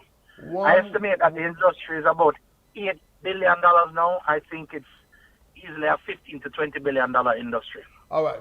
Just before I leave you and Stratton to walk over to that other stable, Yes. I took note as well of the lobbying for the removing of the taxes on imported horses so that you could Correct. really have better races and so on. You want better races, but you also need more races. So it's a Right. quantity game. The quantity will bring the quality, Right. right? Right. So you have at present 84 race days per year. That's 7 race days a month, right? Mm-hmm. 7 race days a month is hardly sustainable. But you can't run more than 7 race days per month on a consistent basis because of the population that you have. Right. So when you look at when the guys in North America, they run a season of 8-yard races, they have 2,000 horses stabled at Woodbine, for argument's sake. And they run that amount of race meets over, say, 6 months. So we need to be able to run seasons, right? Give a break of a month or so. And COVID has proven that if you have the right business model, you can take a break. The horsemen can take a vacation with their wives. You put certain things in and you restart and you have a whole new season all over again. So when you look at it, every time there's an opening meet and an opening season at Gulfstream Park, there's a big fanfare about that. We are now moving this full 360 January to December, January to December, January to December. So we are looking to reshape how we communicate with our horsemen, how we communicate with the rest of the world, because our product, right, is not a bad product at all, right? And apart from the big tracks that I've called, we could easily fit into that second tier in North America. And that second tier in North America is very important in driving the big revenues that are driven in the United States through the handle. So we're just trying to take, we have good horsemen here, we have good grooms, we have good jockeys, we have good trainers, right? We just need the requisite amount of horses. Right now we're at about 1,100. 3 to 4 years, we need to get to 1,500. When you get to 1,500 and you start to run 8 to 10 race days per month, then it starts to make it much more feasible and a trickle-down effect from the top right down to the bottom, and then you're going to have more opportunities for all of these trainers. So sometimes these trainers are crying that they think they're not making enough income and all of that kind of thing.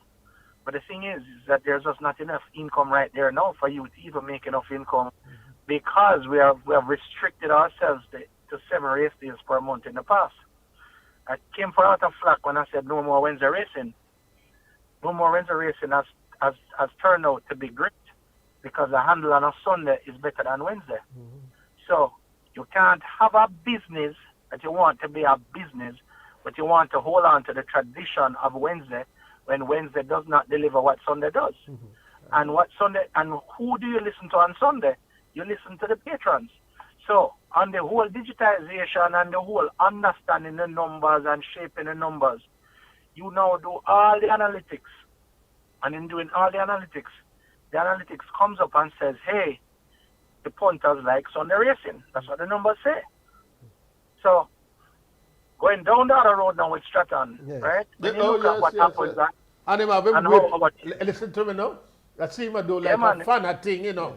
Like him, tell yes. him to bring tell him to bring whips and spurs, eh? Yeah. So the thing Stratton, right? Yes. When you look at where the product was and all that kind of thing, football, if you were coaching today, you would probably utilize a different formation depending on the team you're playing and the team that you're playing against, right? It's an area of study before each match. Exactly. So in looking at where we're coming from with the population, we have had, I think, 4 fillies that won 2-year-old races last year. Yes. So even with now, can you imagine if we did not make the change to push down the guineas? These horses would now have to be ready for the guineas. Then they're going to have to be ready for the Oaks.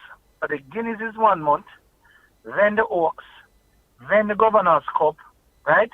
Then 2 months passes, then there's the Derby, then there's the St. Ledger. Yes. So everybody used to say, boy, they want a prep race for the Derby, which is a 10 furlong race. Well, we fixed that last year and created a better format in what was a shortened racing calendar. So we said, instead of us going 8, then those 2 10 furlong races, then 12, then 10, let's go 8, 10, 12, because last year we never had a spot to put the Governor's Cup, but we ran the Oaks. Go back and look on the results. For above and beyond one, beating another affair, and the 3rd place horse was like 10 lengths behind. Not trying to create competitiveness to create better gambling. I'm trying to create competitiveness we are rather. We're trying to create competitiveness to encourage owners to be able to want to have a filly who will have a shot. Now, the bloodline that we have nowadays just does not go 10 furlongs. So it's not something then that is dead to history, but you just don't have the quality material and the numbers to facilitate those type of races, you're saying? Plus, we're in COVID times. So let's say the whole shift changes and we now can prove that, hey, we're going to have another chat to the horsemen because it's not done and dusted, right? Good. To say, hey, we think we have the fillies. But the next problem is you're forcing these fillies now to get ready for this race in April. And then the good fillies now don't get a chance to really participate in the Triple Crown. Right? So what we said is that, hey, we're going to have the hotline, the 6 furlong, the 7 furlong. Then you have the 8.5, which is a very tactical race. And depending on how you run it, it can be taxing. But it's not necessarily as taxing as going 2 turns. All right. Right? Most trainers will tell you, boy, I don't want to send this horse 2 turns. Right? And when you go even to North American racing, the big marquee races are over 2 turns, but most races are run over 1. The smaller tracks that run, that's what people fail to realize now. The smaller tracks that run 2 turns because they're not a 9 furlong track like us. So we have a full 9 furlong track. So the 9 furlong and 25 yards, right, is known as a sprinting distance by some. But you go that extra and you go 10 furlongs, and then it now becomes a whole grueling race. But even with the 9 furlong and 25 yards, you've seen some horses end that race in distress because they're just not bred for that, How much of this is right? communicated to the horsemen prior to any sort of announcement or pronouncement? Shut on. Last week, Tuesday was a press conference. We had a meeting with the horsemen on the Friday. We cannot have all the trainers there. We cannot have all of this there and all of that there because of COVID. A friend of mine said he saw the social media post and he said, how come you always have your meeting and them empty? Oh, nobody not come. I said, no. All of what you see there is deliberate with social distancing because of what is COVID, and we have managed the numbers. So every association head was present. And we wrote a letter to the commission last year and advising them of this, because we were thinking about 9 furlongs. And then in this COVID era, you have to be able to tweak and pivot. So you don't, in the olden days when we were playing football, Shatan, 4-4-2 is your choice formation as a coach. 4-4-2 you play. Now you play 5-3-1, 4-4-2, 4-3-3, and it all depends on who your opponent is. So when persons are going to say that, how horse racing came out of COVID, we were prepared for COVID when COVID came. And we had some protocols that were in place that were even more advanced than what the government had at the time. But we were all trying to understand COVID. So we were doing our studies and reading some of what was coming out of the first world to try and say, hey, how prepared are we for this thing? And we had watch stands and everything out there and thought that we have funds until the numbers would have grown and all that kind of thing. So remember now, we had one case and we had about 10 for quite a while before, the one thing broke out at that one location. So when you look at, we were monitoring the system and say, what ifs? So this is where now, when you're doing that whole digitalization and you have a model for all the what ifs. The government then brought in, through the BJLC and the JRC, a consultant, right? So you could get an independent voice to help write the protocols of what would happen and give something to the ministry with an independent voice. And that's what we have done. But just like the NBA that established a bubble, Cayman House Park is one property of 200 acres, which was an established bubble. And then we monitored the going and comings and the going and comings of all the different individuals. We have a very expensive triage set up there every week where the grooms get a checkup and, everybody, gets a checkup here. And I like going. And that is fine, Solomon, because as we said just at the very outset, the how you keep going, maintaining protocols without stories of any outbreak is a wonder. But I want to get back to Stratton's question, because as he was trying to say to you, fine, this might very well be about the football analogy that you are placing in front of me, because I used to coach football. The issue here is the communication with the horsemen. Yes. So I'm asking you, hold on a second. We had a meeting and we communicated with them. Hold on. I'm asking you straight up, as we say to each other, how has communication improved? Because one meeting, like one sparrow, doesn't make the summer. And I know. Oh, no. Hold on a second. Hold on, Yes, man. I'm not trouble you. Hold on. I'm not troubling me. I'm not troubling me. No, I'm not troubling you, man. Hold on, man. No, man. Hold on. You're absolutely not troubling me. I'm just eager to just make sure that we keep setting the record straight, because what happened, there are a lot of persons out there, and I follow the social media and the this, that, and I take all the criticism and I absorb it, right? Remember, I used to also play football, and when I was at Campion and we were playing so good, I was playing sweeper and I played outside. And I used the counter-attack in measures. You understand me? So we can soak up the pressure. Well, I don't want you to jump me like how Stratton did have jump you all over here at the outset, Come back to my stick. No, man, bring it on, man. Bring it on. All I'm asking you is this. Yes. You have done well with COVID protocols, right? You have, yes, there are always outstanding issues. I am past that. I am examining all that you, all how you have carried the sport forward. Yes. And I'm having a look, a prospective look at what lies ahead. Yes. I'm saying to you, the relations between the entity and horsemen, how is that improving? Are you happy, completely happy? What are the areas that you That's yourself greatly would like to improved, and strengthen? I love every one of them. But they're very passionate, and you will hear a conversation like people playing dominoes, and somebody will like, "Oh my God, what's the problem?" I said, "No, no problem, but that's just how we That's talk right. to each other." Yeah. All right, okay. And in a football field, again, you know, I've reminded everybody I used to play like a football, you know. Yes, me know.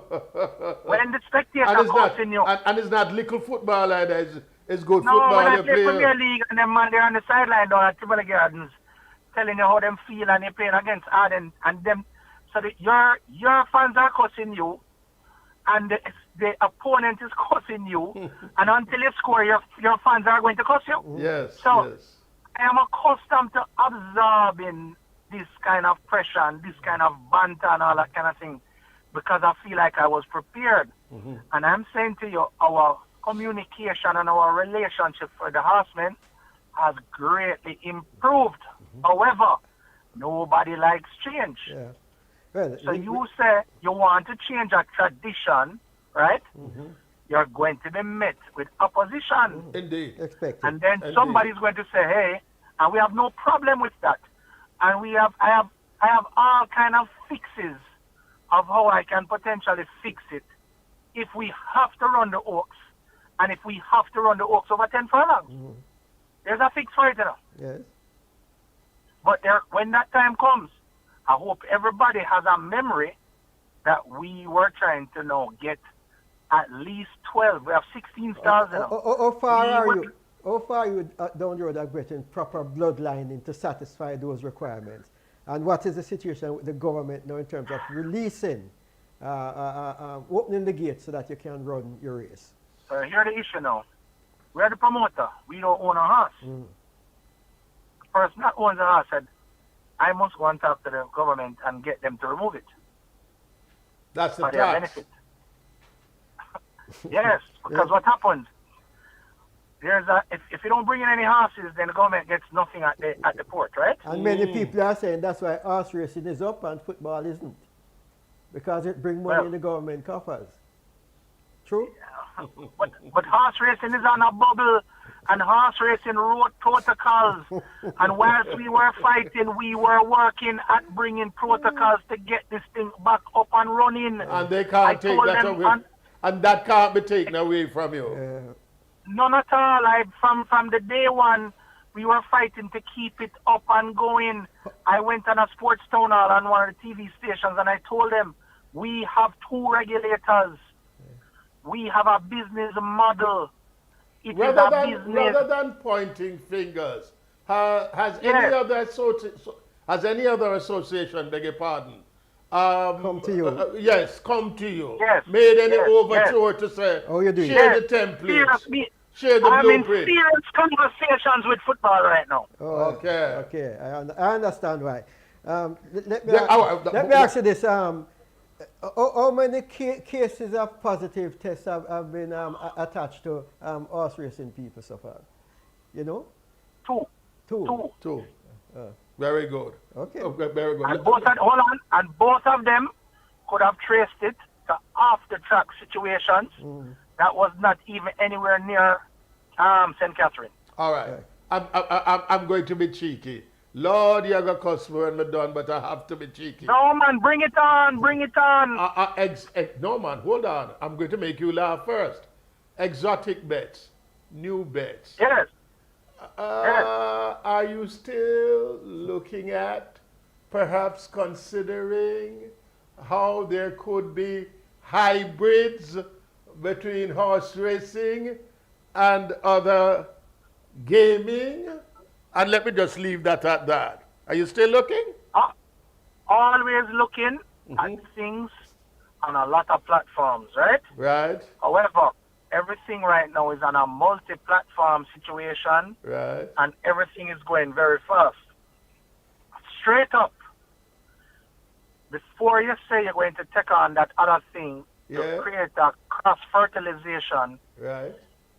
I have been charged with fixing all of what I have in front of me. You're a good defender. Yeah. No, No, but no, man, it's facts. it's facts. Yeah, Yes, yeah. it's facts. It's facts. Facts. Facts.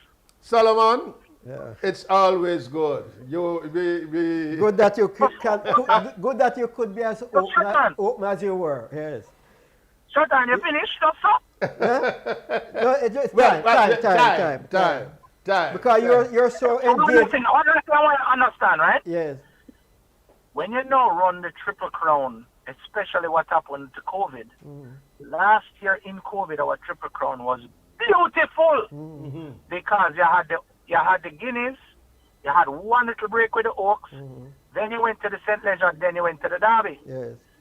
What we're saying this year is, let us run Guineas, St. Leger, Derby, 1 month after the other. All right. And the Derby, the Jamaica Derby is now going to be on Jamaica Day. All right. All right. Wonderful. All You right. can't so go put up like that and do I hear the marketing because marketing, you're going but overseas. we have to go. But good marketing. no, and let us be fair. Good management too. Yeah. Right. Yeah. I mean, No, on the last point about Jamaica Day. Right. On Jamaica Day, and we'll always have Salah. This is the type of spirited conversation that we normally have with him from way back in the days. No. Yes, sir. Listen, Hey, my shut brother. on. It's a cross practice when he used to wear short pants, yeah? Good to have you, and we'll have you back. Always. Right. A pleasure. Good. All right, gentlemen. Remember Good. Yeah, now, post your queries while watching. Text your concerns as well. WhatsApp to 876-787-5873. Share, subscribe, support the program by contributing to the Cash App, $ Real Chat. It's on your screen. Back in a moment.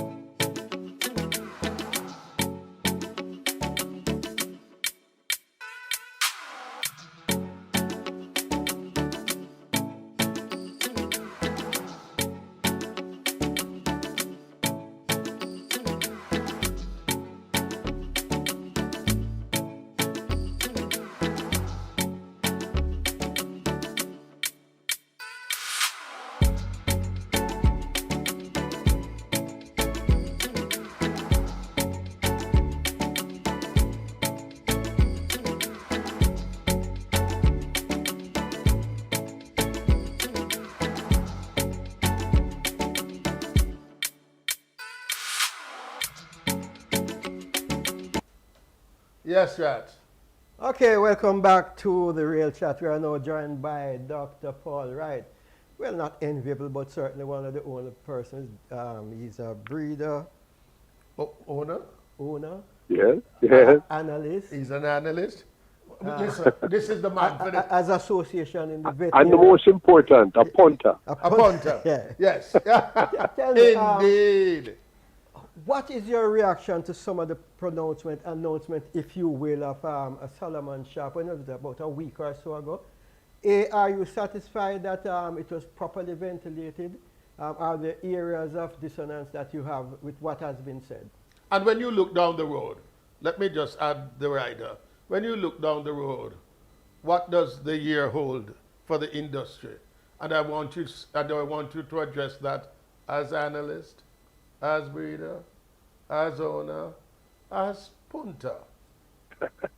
Let me start by professing my remarks like this.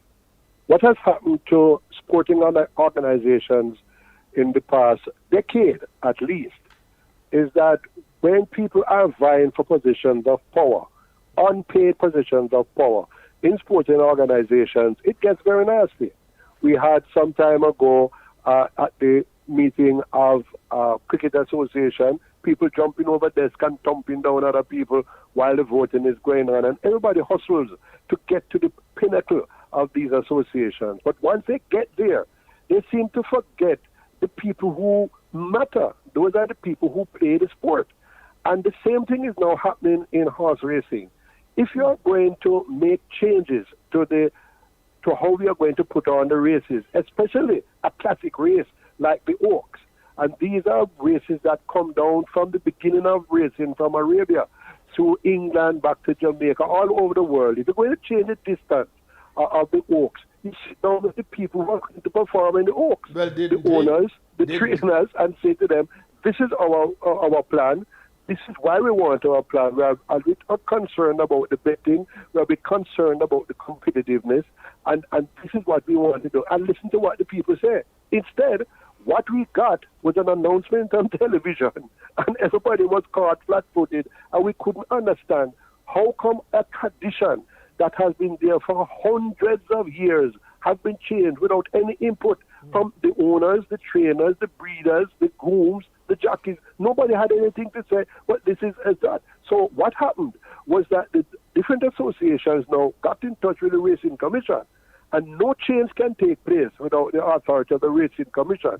And I heard, to my great rejoicing, the chairman of the Racing Commission said that no such thing can happen until we talk to the people who are going to be performing, the people, the owners, the trainers, the breeders, before this can happen. But And wasn't a meeting held? This is not something new, you know. No. This is how it has been in cricket, in stock and field, in Pablo. football. Nobody talks to anybody. Pablo, wasn't a meeting held? Not that I know of, because I spoke to the president of the breeders and the president of the owners, that is Howard Hamilton and Larry Heffes, and they didn't know about anything like that. They didn't have any input into what is going on, and I know that the breeders are putting a protest, and I know that the owners are putting a protest. So tell me, do you understand, or have you heard anything which convinces you that the kind of bloodline that we have in the country cannot accommodate successfully those type of races, and that trainers or owners are reluctant to have their horses run in the two turns? I believe that there is some truth to that. When you look at how we have been breeding horses, because of the influx of the Americans and the amount of bleeding that takes place in horses that are bred in America, they seem to bleed with stress, what we call exercise-induced pulmonary hemorrhage. And therefore, we race on Lasix. If you really want a performance enhancer, you just have to scope your horse. You're going to see blood in the trachea or in the lungs, and they're going to put you on Lasix. And that is what has happened to us. And therefore, we tend to be more sprinters. But the classic is what you determine the future of a horse as a stallion, the future of a filly as a mare, the future of the sport. We decide that what are the greats in regards to the tradition of racing. And you can't fool around with that. When you talk about the competitiveness, yes, you may have one or two, three recently. Only 2 or 3 horses are really of A class. But the other owners buy their yearlings in order to enter into the classic. When you're looking at a yearling in a yearling sale, you know, you're looking at when everybody who buys a yearling in the yearling sale, and I've been an auction for some years, an auctioneer for some years now. They bought the Derby winner, or they bought the Oaks winner. It was a filly. And once the horse gets into training, they realize now that this is not really such a good horse. You try him in 1 and 2 races, then you look about claim, and you look about how you can get back your money, because the horse is not as good as you thought it was based on looks, and as you thought it was based on breeding. But you have to keep the tradition going. This is how you determine the best of the best. This is how you determine what the value of the mare is when it goes into breeding, the value of the stallion when it goes into breeding. If you're going to buy a stallion overseas, and this horse has won the Breeders' Cup, or has won the Epsom Derby, or the Kentucky Derby, You would agree, though. You would agree that strategically, yes, some things must be kept, but some things must also be changed. Because we had Solomon on before you, and one of the things that effectively has been changed is the shift from Wednesday to Sunday racing. Are there the issues? Well, what has happened, you know, is that this thing is being run as a business, which all business must be eventually run as a business. Yes. But the amount of money you're going to lose with a 10 furlong race, like the Oaks, with 8 or 10 winners, with 2 or 3 outstanding horses. Because when you have 2 or 3 outstanding horses in a race, the betting drops because you're not really bet on a horse that has no chance. And therefore, you're going to bet on a horse that has a chance, and it's going to be odds on favorite and so on. You're not going to stimulate the betting if you don't have the competitive race. But that is 1 or 4 races for the year. If we are You can't make talking it up in about other races. betting, Yeah. we are talking about business. Shouldn't horse racing be the business of the sport? Yes, it should be. But you must also remember that this is a sport of kings. You want the best of the best. You want to buy your horse and have him race. When I was on the board and was a part of the group that determines the purses of horses, the first thing we did at the Dana Melville board was the winner of a 2-year-old race. Once he wins a 2-year-old race, his winning purse will equal his training fees for the year. So that was the incentive to get people to buy more horses, because all they had to do was win 1 2-year-old race, and automatically the amount of money you get from that victory, you have covered all the bills for the horse for that year. What has happened to that? That is the sort of it died. It died. That Melville board went away, and nobody went back with any incentive like that to get people to buy the young horses. So instead, what we have is a claiming system that is perpetrating, and we're not having the people coming to buy the horses. So it begs the question, if we must have it as a business, this sport of kings, then we are looking at the desired fusion, right? We're looking Yes. at bringing both halves together, right? Yes. Or whatever the fractions. Now, let's look at 2021.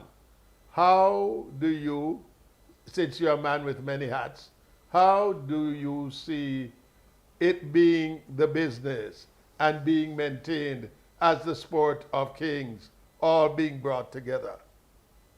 Number one, we have to bring more horses into the country. Good. The breeding industry has jumped dramatically. Many years ago, the breeders, we had about 30 or 40 breeders all around the island. We're now down to about 5 or 6. Nobody's breeding horses anymore because it costs $600,000 to bring a horse to the yearling sale. And very few of them in last year's sale got over $400,000. So you can't be bringing your horse to the sale and not getting back the money that you put in the thing, and people have come out of breeding. So what we need to do is to convince the government that allow us to bring the horses duty free, because once they start racing and earning, the government is going to get back that money that they lost at the tax net when the horses came in multiples of 5 and 6. What kind of duty we're talking about? It is tremendous duty, especially once it's transport the horse and come to Jamaica. I'm not sure of the Percentage. of the thing now, but I know when I try to bring a horse in from overseas, it's tremendous. It's just not worth it to bring in these horses unless you're a multi-millionaire. So poor little doctors who bet on horses can't afford to do this anymore, and we can't get the horses in. So if we can convince the government to forego the tax on the imported horses, and we can bring them in, especially horses that are going to race. That means you do not bring in geldings, you bring in colts that if they fail at don't do so well as you want to and they're well bred, you can go into stud. All fillies that after the racing season is over, they go into the breeding shed and we get more and more horses into racing. We have to do that. That is the number one priority. Winston Williams says the disc jockey of old that we call the whip, he says there's a minute to the limit. In a minute, tell us what else is needed to bring the thing perfectly fitted together. We need to get more people to bet. The betting, we have a set of people who will bet no matter what you do to them. We have to attract the young bettors, what we call the people who have the money. That is the 24 to 38 group ride. They have expendable income. They're doing it on other things. We need to attract them to the races and get them to understand the beauty of the sport. Years ago, there was a racetrack for sale in Texas because nobody was going to the races. The man that bought the place wanted to find out where the young people were spending the money, and they told him it was at a discotheque. So he made the top floor of the stand a discotheque and then got the best disco to come and play there on the weekend. And he had racing outside at night. So when you get hot in the thing and they come out, there was racing going on. People came to at the discotheque, saw what the fun of racing was, and gradually Lone Star State became the #1 racetrack in Texas. That is the sort of thing you have to find ways to bring these people, because every racing man start and co-host, every racing man was taken to races by somebody. Yeah, one thing which you said earlier, which might have slipped on the current, is that the one race, how much of an impact would that race, if it is run, have on the profitability of racing? Negatively or positively? Minuscule, because that is the one of 10 races for the day.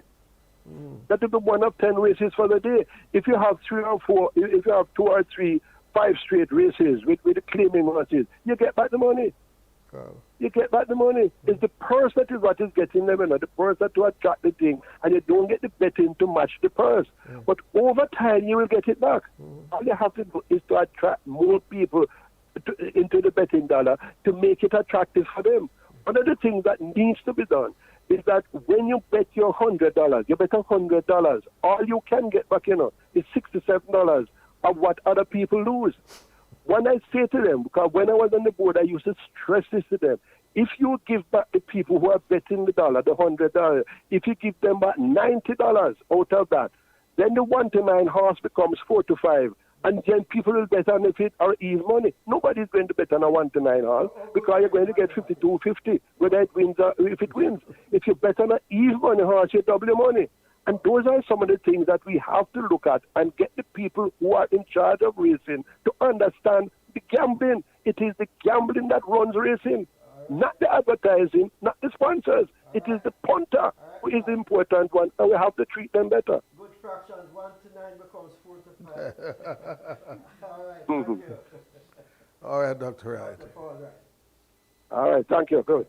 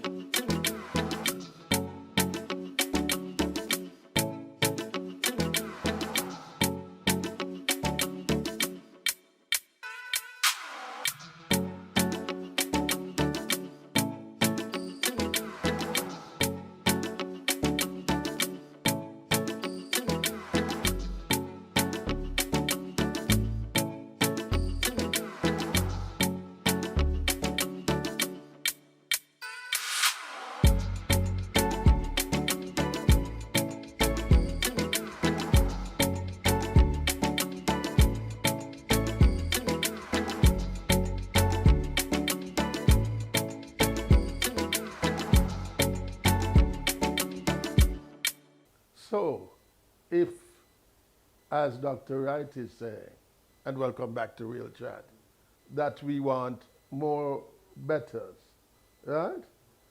As is the example in Texas, we have to have perhaps more reggae concerts at Caymanas Park. Good. More inclusion. Yes. It's a big property, we have a grand building. Mind you, all of this after COVID, because we have to maintain protocols, right?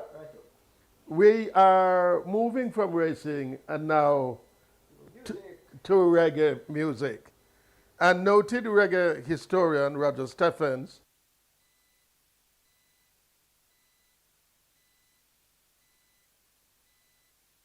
I'm here, but I can't hear you. What happened? You cut me off.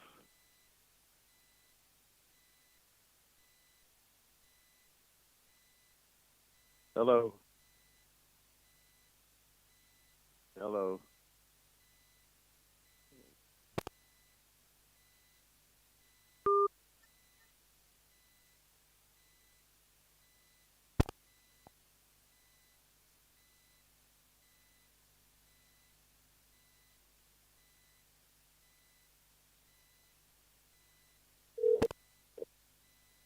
Hello.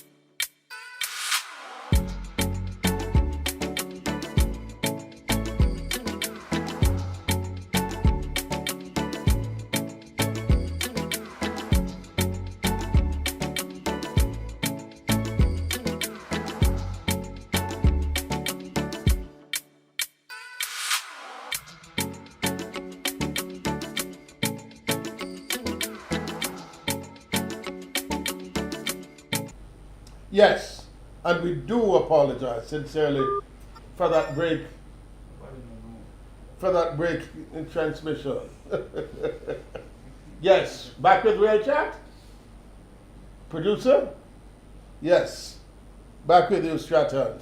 And as we mentioned before, noted reggae historian Roger Stephens has been clamoring for a Reggae Hall of Fame. Roger, are you there?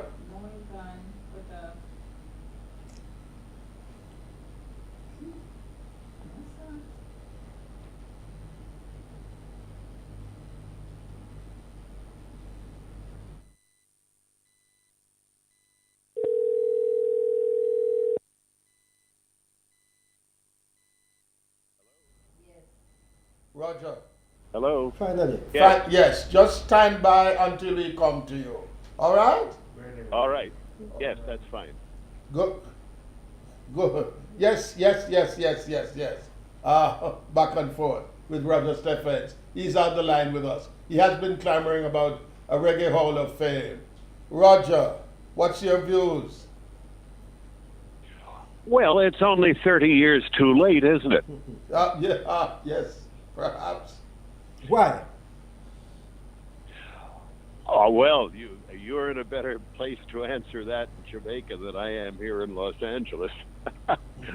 I don't know. You know, with Mr. Siaga's involvement in the music business going way back to the 1950s, under his leadership, there should have been a plan to make a Reggae Hall of Fame, either in Mobay or Kingston.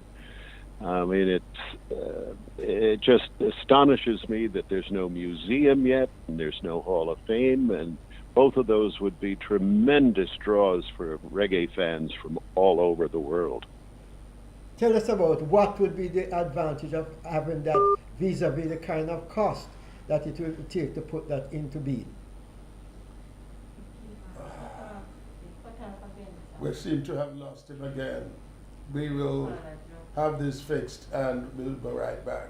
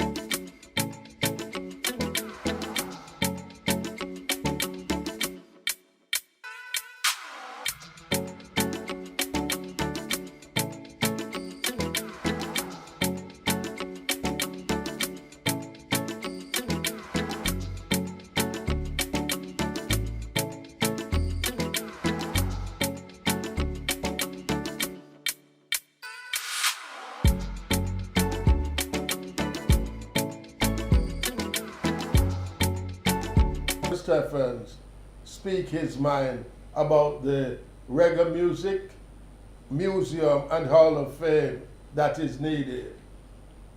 Chat your chat, Roger. Well, this has been something that's been on my mind forever. I remember going to Sunsplash 83 in Montego Bay and staying at the Seawind Hotel. And I was sitting around the pool one afternoon with a couple of women, and they were picking my brain about what brought me to Jamaica and what I thought Jamaica needed. And I told them all the details of what I thought would be a great idea with a reggae museum. And it turned out that they were sisters of Edward Siaga. And they set up a meeting for me the next day with the mayor of Montego Bay to spell out all my plans. And he showed me a map with place where the water comes out to the sea. And he said you could build your museum there. And I said, well, okay, that'd be great. What do I have to do? He says, well, all you have to do is go back to America and raise the funds. So, of course, that never happened. But it would be, it could have, as a conjunction with the museum, it could have a reggae hall of fame. That would be a good idea. Or it could be a completely separate project. But either way, both those things are a tremendous necessity for Jamaica to get around. I see the new minister, right? Babsy Grange. Yes. As someone who would readily engage such an idea. Have you stopped clamoring, or have you made a pitch to her and her ministry of late? Well, I'm actually in the process of working with someone in Jamaica to get my archives, which now fills 7 rooms of my home in Los Angeles, floor to ceiling, and represents 48 years of collecting and amassing a huge trove of Jamaican reggae culture. And we're hoping that some land can be found for it, probably in Montego Bay. So that's a decision that has to be done between the government and the sponsor. So it's really in the government's court right now. I'm almost 79 years of age. I don't know how much longer I'm going to be blessed to be among you, and I would like to have a hand in creating the actual construction of the museum. I had an exhibition of my archives at the Queen Myrie, which is docked here in Long Beach, and it's a convention center and exhibition space. And back in 2001, they took 6,000 things out of the collection and framed them, and we had an 8-month-long exhibition, and it was opened around the same time that Bob Marley got his star on Hollywood Boulevard. So a lot of Jamaican press and radio TV people came up and saw the archive and saw the kind of exhibition that could be made permanent in Jamaica, and wrote nice things about it in the Gleaner and the Observer. And, that's 20 years ago now, so we're still waiting. What kind of entity would this be? Would it be a governmental thing? Would it be a mix between government and private sector, or just an individual who would want to invest in such a venture? Because it sounds as if you're seeking partnership. I think it would work best if the government wasn't directly involved in it. A private venture, it should be a profit-making venture. People will come from all over the world to see it. And, it's a boon to Jamaica's tourist industry, hotel industry, to the entertainment industry. I've been saying these things now almost 40 years to my Jamaican friends, and I'm very frustrated by the fact that nothing has happened in all those years. It's blind. It's really blind not to see the potential of it economically and culturally. And to honor all those people who put Jamaica on the map all over the world. But while some of them are still alive, we've lost so many of the founding stars of the music, the generators of it. So while some of them are still among us, let's get that museum and Hall of Fame built. Tell us about the functioning of, say, the Basketball Association or the NFL, etc. How does it work? Who controls what kind of profitability could one expect from such a venture? Well, you have a of course, tick. Tell us about that sort of model. Well, it becomes a place, and I know a lot about the Rock and Roll Hall of Fame. I was the very first speaker there doing my Life of Bob Marley show when it opened, and I'm the most frequent speaker at the Rock Hall. And it grows constantly. They've just announced they're going to do a $100 million addition to it with a major live concert venue, which could be part of a museum as well. Um, they're they make an awful lot of money through membership fees and ticket sales. Um, the- it's like any other museum. It would have all the abilities, a gift shop and so forth, to bring money to Jamaica. And I tell you what, now that we have spoken to you, uh, we should begin to lobby for such a situation to come to fruition. And so many people listening to us and others we are going to be speaking to will certainly address the problem and they will collaborate with you shortly. Well, that would be a great blessing and the answer to Yes, four decades of prayers. yeah, we're not, we're going to be, we are going to be part of the voices that keep asking for this, right? Oh, that's wonderful. I really appreciate that. And it's for Jamaica. It would benefit everybody, no matter whether you're PNP or JLP. It's beyond politics. It's your culture. It deserves to be showcased and honored in its own country. It's honored so much abroad. Now let's get Jamaica, where it all comes from, honor it. We agree. Good work. Thank you very much. Good. Thanks for talking to us, right? Yeah. And on my Reggae Beat radio show in LA, I always had problems with phoners. It's one of those evenings. It's all right. We've been doing fine so far. It happened. And thanks for reaching out. Right? Reggae Hall of Fame. One love, my brothers. Good. Thanks. Reggae Hall of Fame, and it's an idea that has come. The time has passed. Yes, time has passed and it's back again. Let's hang on and hold on to it. We'll be right back.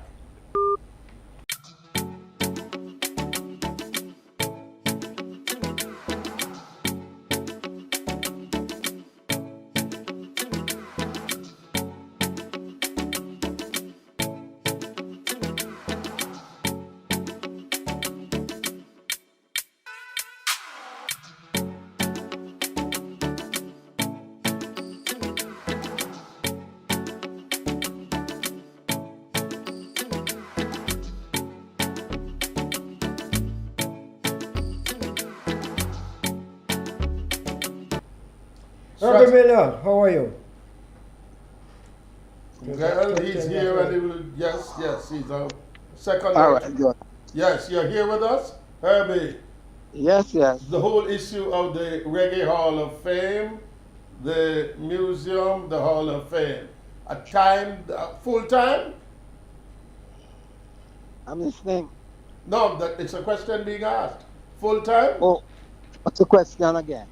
The Reggae Music Hall of Fame, something which has been mooted for over 40 years now. Nothing has happened. Is it time now for serious moves to be made? And we ask you, as the director, curator of the Jamaica Music Museum, no better man to ask. Full time? Past time. Okay. Talk to us. Past time. If you say it's been in that argument was introduced 40 years ago, then it's way past time. Right. Even 15 years ago would have been. Full up the cup for us now. Picture this. Picture it for us. What would you like to see? How should that come about? Talk to us. You're talking about museum or hall of fame? Talking about both. You decide where you start. Well, I know there have been advocacy for a hall of fame, most notably by Frankie Campbell, who has put a lot of effort into establishing an hall of fame. The late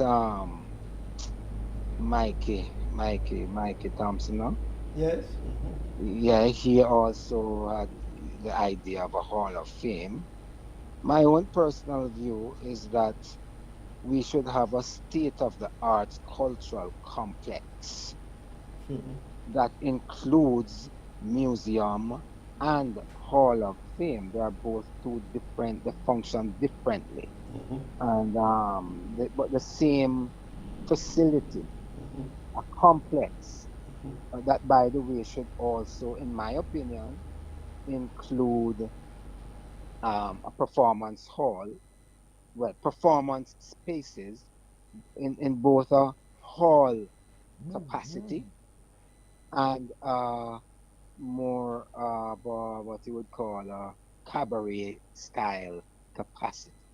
Similar to what I experienced at Jazz at Lincoln Center at the old Coliseum in Columbus Square, New York, at Broadway. It was a big white elephant. They tore it down in the late 80s, and today Jazz at Lincoln Center is there. It's a part of the complete Lincoln Center complex, which includes Avery Fisher Hall and the library and the ballet company and the opera house and all of that. I see no reason why we should not have an equivalent to that here in Jamaica, scale wise to fit our population and the international interest in our culture and the memory of our outstanding artistic contributor, particularly singers and musicians. We just had a chat with Roger Stephens, and he had been speaking to this since he came to one of our big shows down there in Montego Bay from 1983. He's anxious about it. We put back on the table. Approach. Who should we go to? How do you see it coming to being in terms of who would fund such a venture? Well, I know Roger been talking about that for a very long time, indeed, and he's not the only one, nor am I. Others have. The thing is that if you really face it, Jamaica, unlike let us say Haiti or Cuba or certain other Latin American countries, does not really have a museum culture. We don't. Let's face that as a fact. Now, once you realize that, you have a whole population for whom a museum doesn't really mean much. It's going to take a future generation if we begin now to begin to appreciate what museums are. There are places where we deposit our culture, our history, both and our contemporary creations for generations in the future. We deconstruct them, we reinterpret them, and they serve as a parallel to our universities in terms of educating, only in a different manner. And until we start to develop our population to appreciate the arts at that level and stop brainwashing them with a Eurocentric appreciation of an art they do not understand. And so you have some nose in the ear people who believe they are the custodians of fine arts and or even our national collection and our national art institutions tend to, up until recently, and in many ways still do, display our culture as if it's something quaint, while Eurocentric cultures are very seriously considered as fine art and high art. All right. So the dilemma is that even as we sit here talking about a hall of fame and a museum, does the proletariat, does the common man in the street, including the singers and DJs and musicians, really care? Question. Grand challenge that we have. What about the alliance to tourism, though? That people would come here and it's another. Well, that they let's look at the $1 alliance to tourism. Yes, in reimagining the product now that we have. Okay, you both would know, should know, and I'm certain you do know, that when Reggae Sunsplash began back in the 70s, that there was no idea in Jamaica about anything of that magnitude.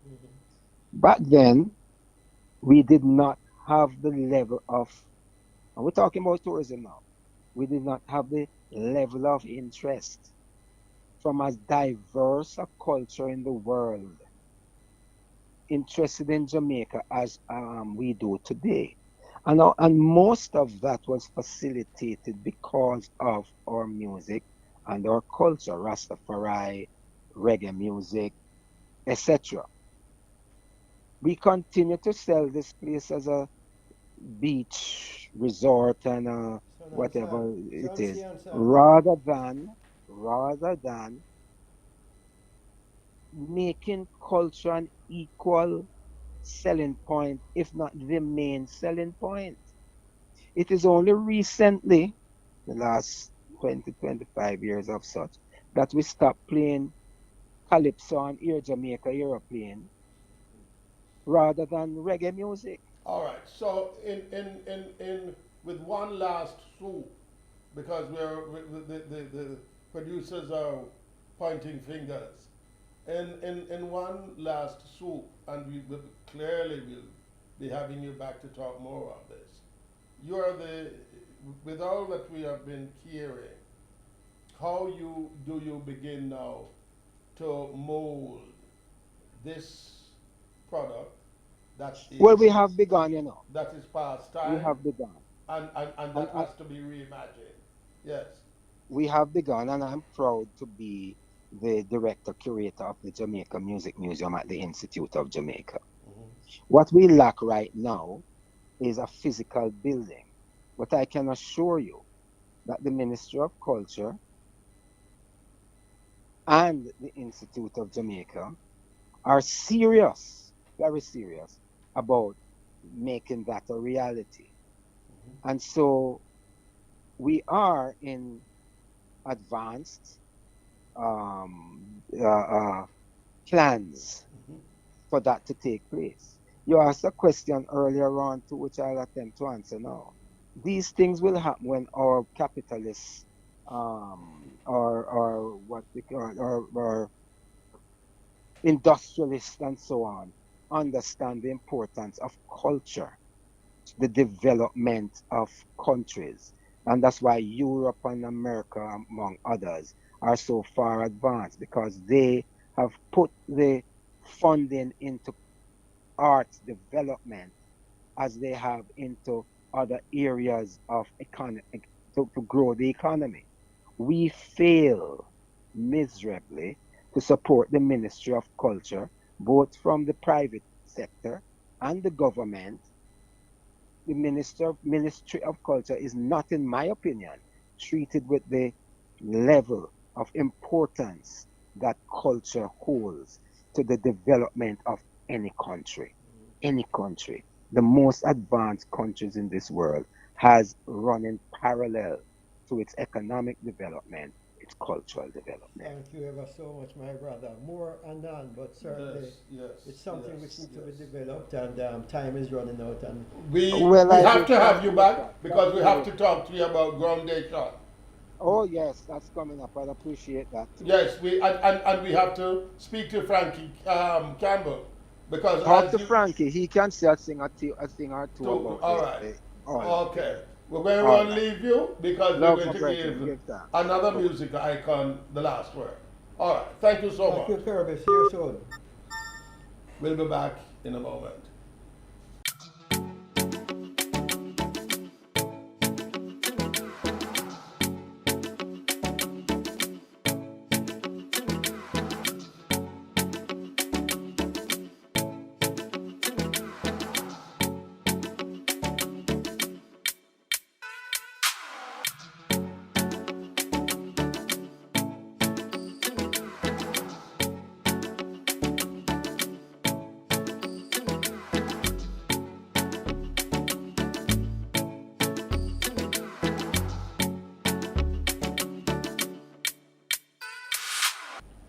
We're running.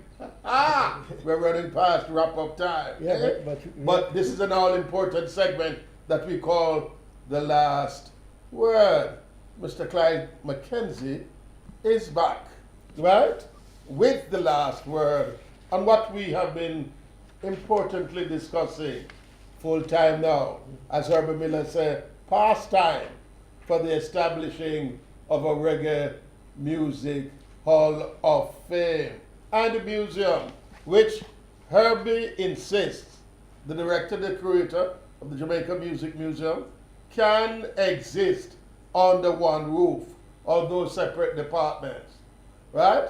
And we also, again, make reference to Roger Stephens, right?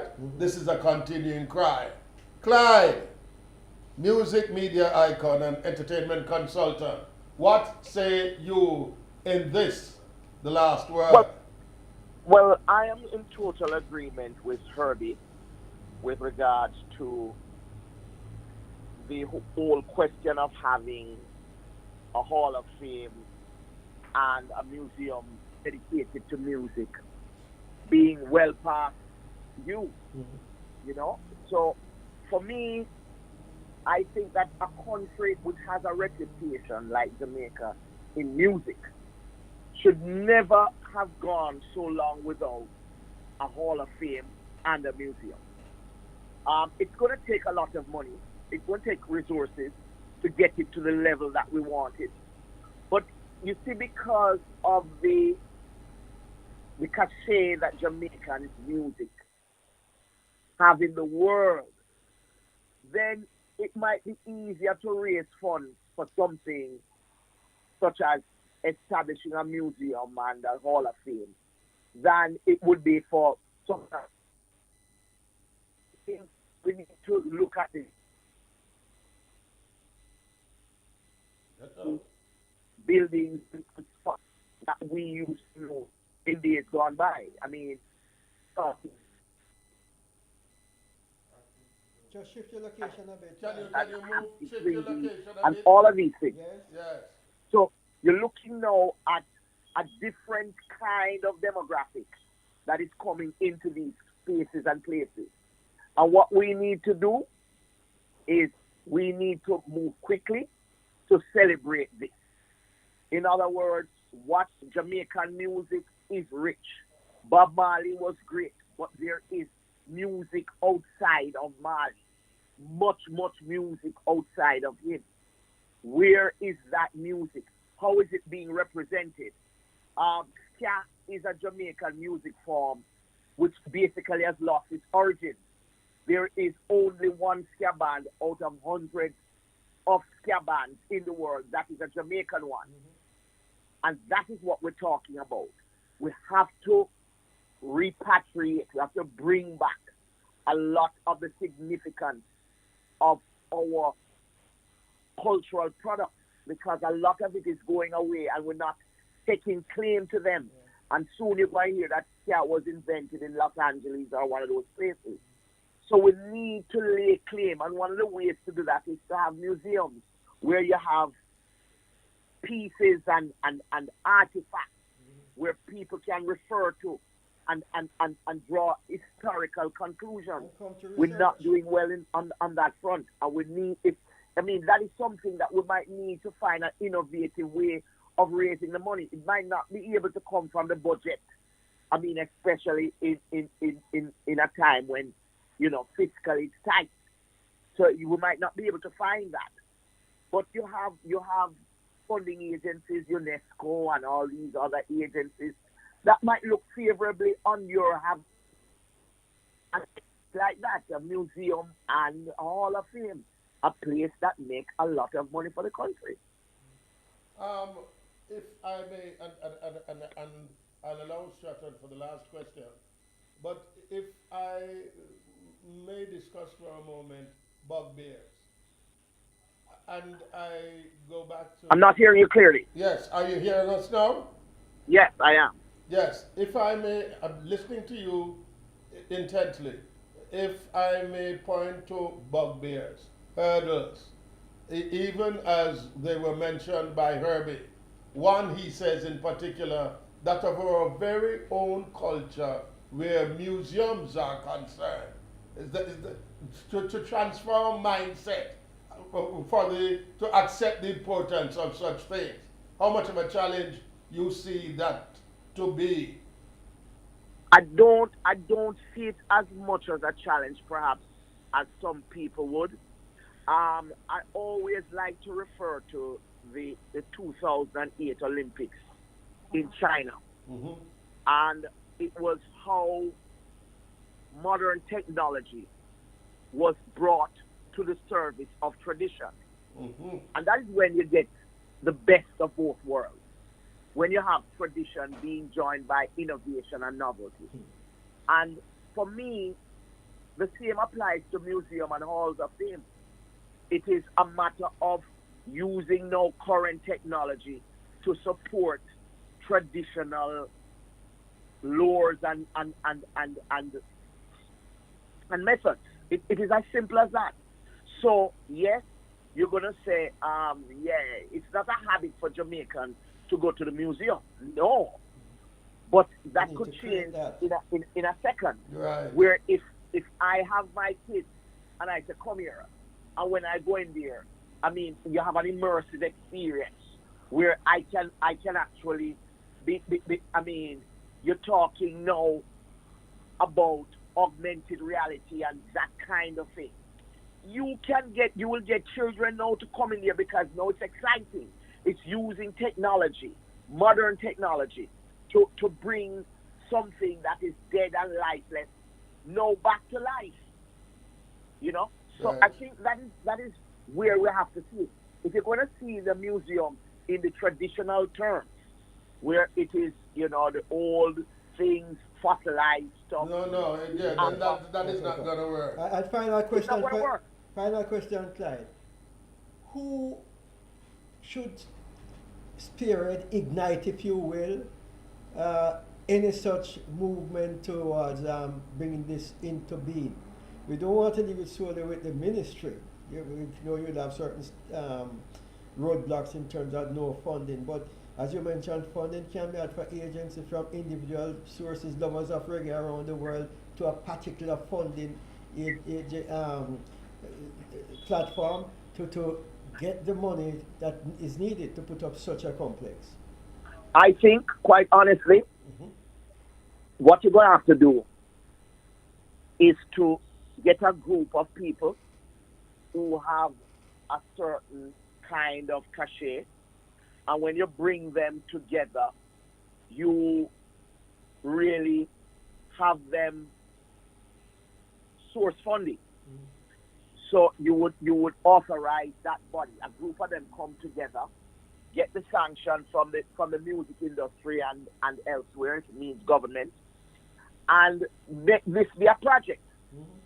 Make this be a serious project. I think that is how it has to be. Now, most people see museums as a government project. Mind you, the music museums that we have in Jamaica are really private museums. The Bob Marley one and the Peter Tosh one are private, right? So yeah, it is far more expensive sometimes to run these private museums because you might have to buy a lot of the artifacts and exhibits, which you don't, which in some instances, if you're government, people will come and get things, and you know the way how that goes.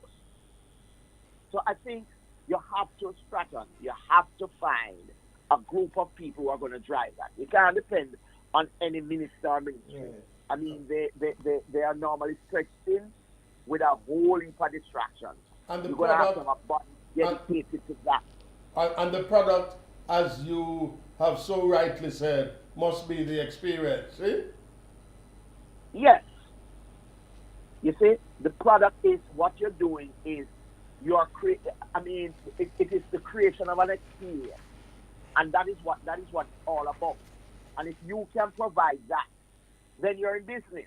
Okay. You see, you're in business. Well, schools will be going there, in numbers, because yes, you have this music, because it's music. And if you have the kind of exhibit that will hold them, they will be there. Hologram of Peter Tosh or Dennis Brown or these guys performing, and you figure you can almost touch them, or that kind of thing. Yeah, and some of them were recordings, and You can get copies of them recordings and all of those things. That's what you need. You know, because you have 3D printing, which can replicate some of these things. That's what you need. If you can do it that way, then I think we'll be in for a big treat. The But last if word with Clyde McKenzie. Final segment on the burning issue of the Reggae Hall of Fame. Thanks, Clyde. I like what you said about tradition meets innovation John, and yes. novelty. Yes, indeed. That is it. In fact, that's not just the experience. That's the equation. Yeah, all right. Thank you, Clyde. Thank you, Clyde. Good. Yes, man. And listen, hello? Good. Right. Another evening? Another evening?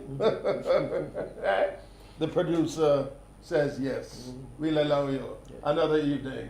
Another series of robust and vibrant discussions, right? And wide scale. Yes. You know? On issues that affect us, that make we want to chat. Yes. Next week, more chat. And the real chat. chat.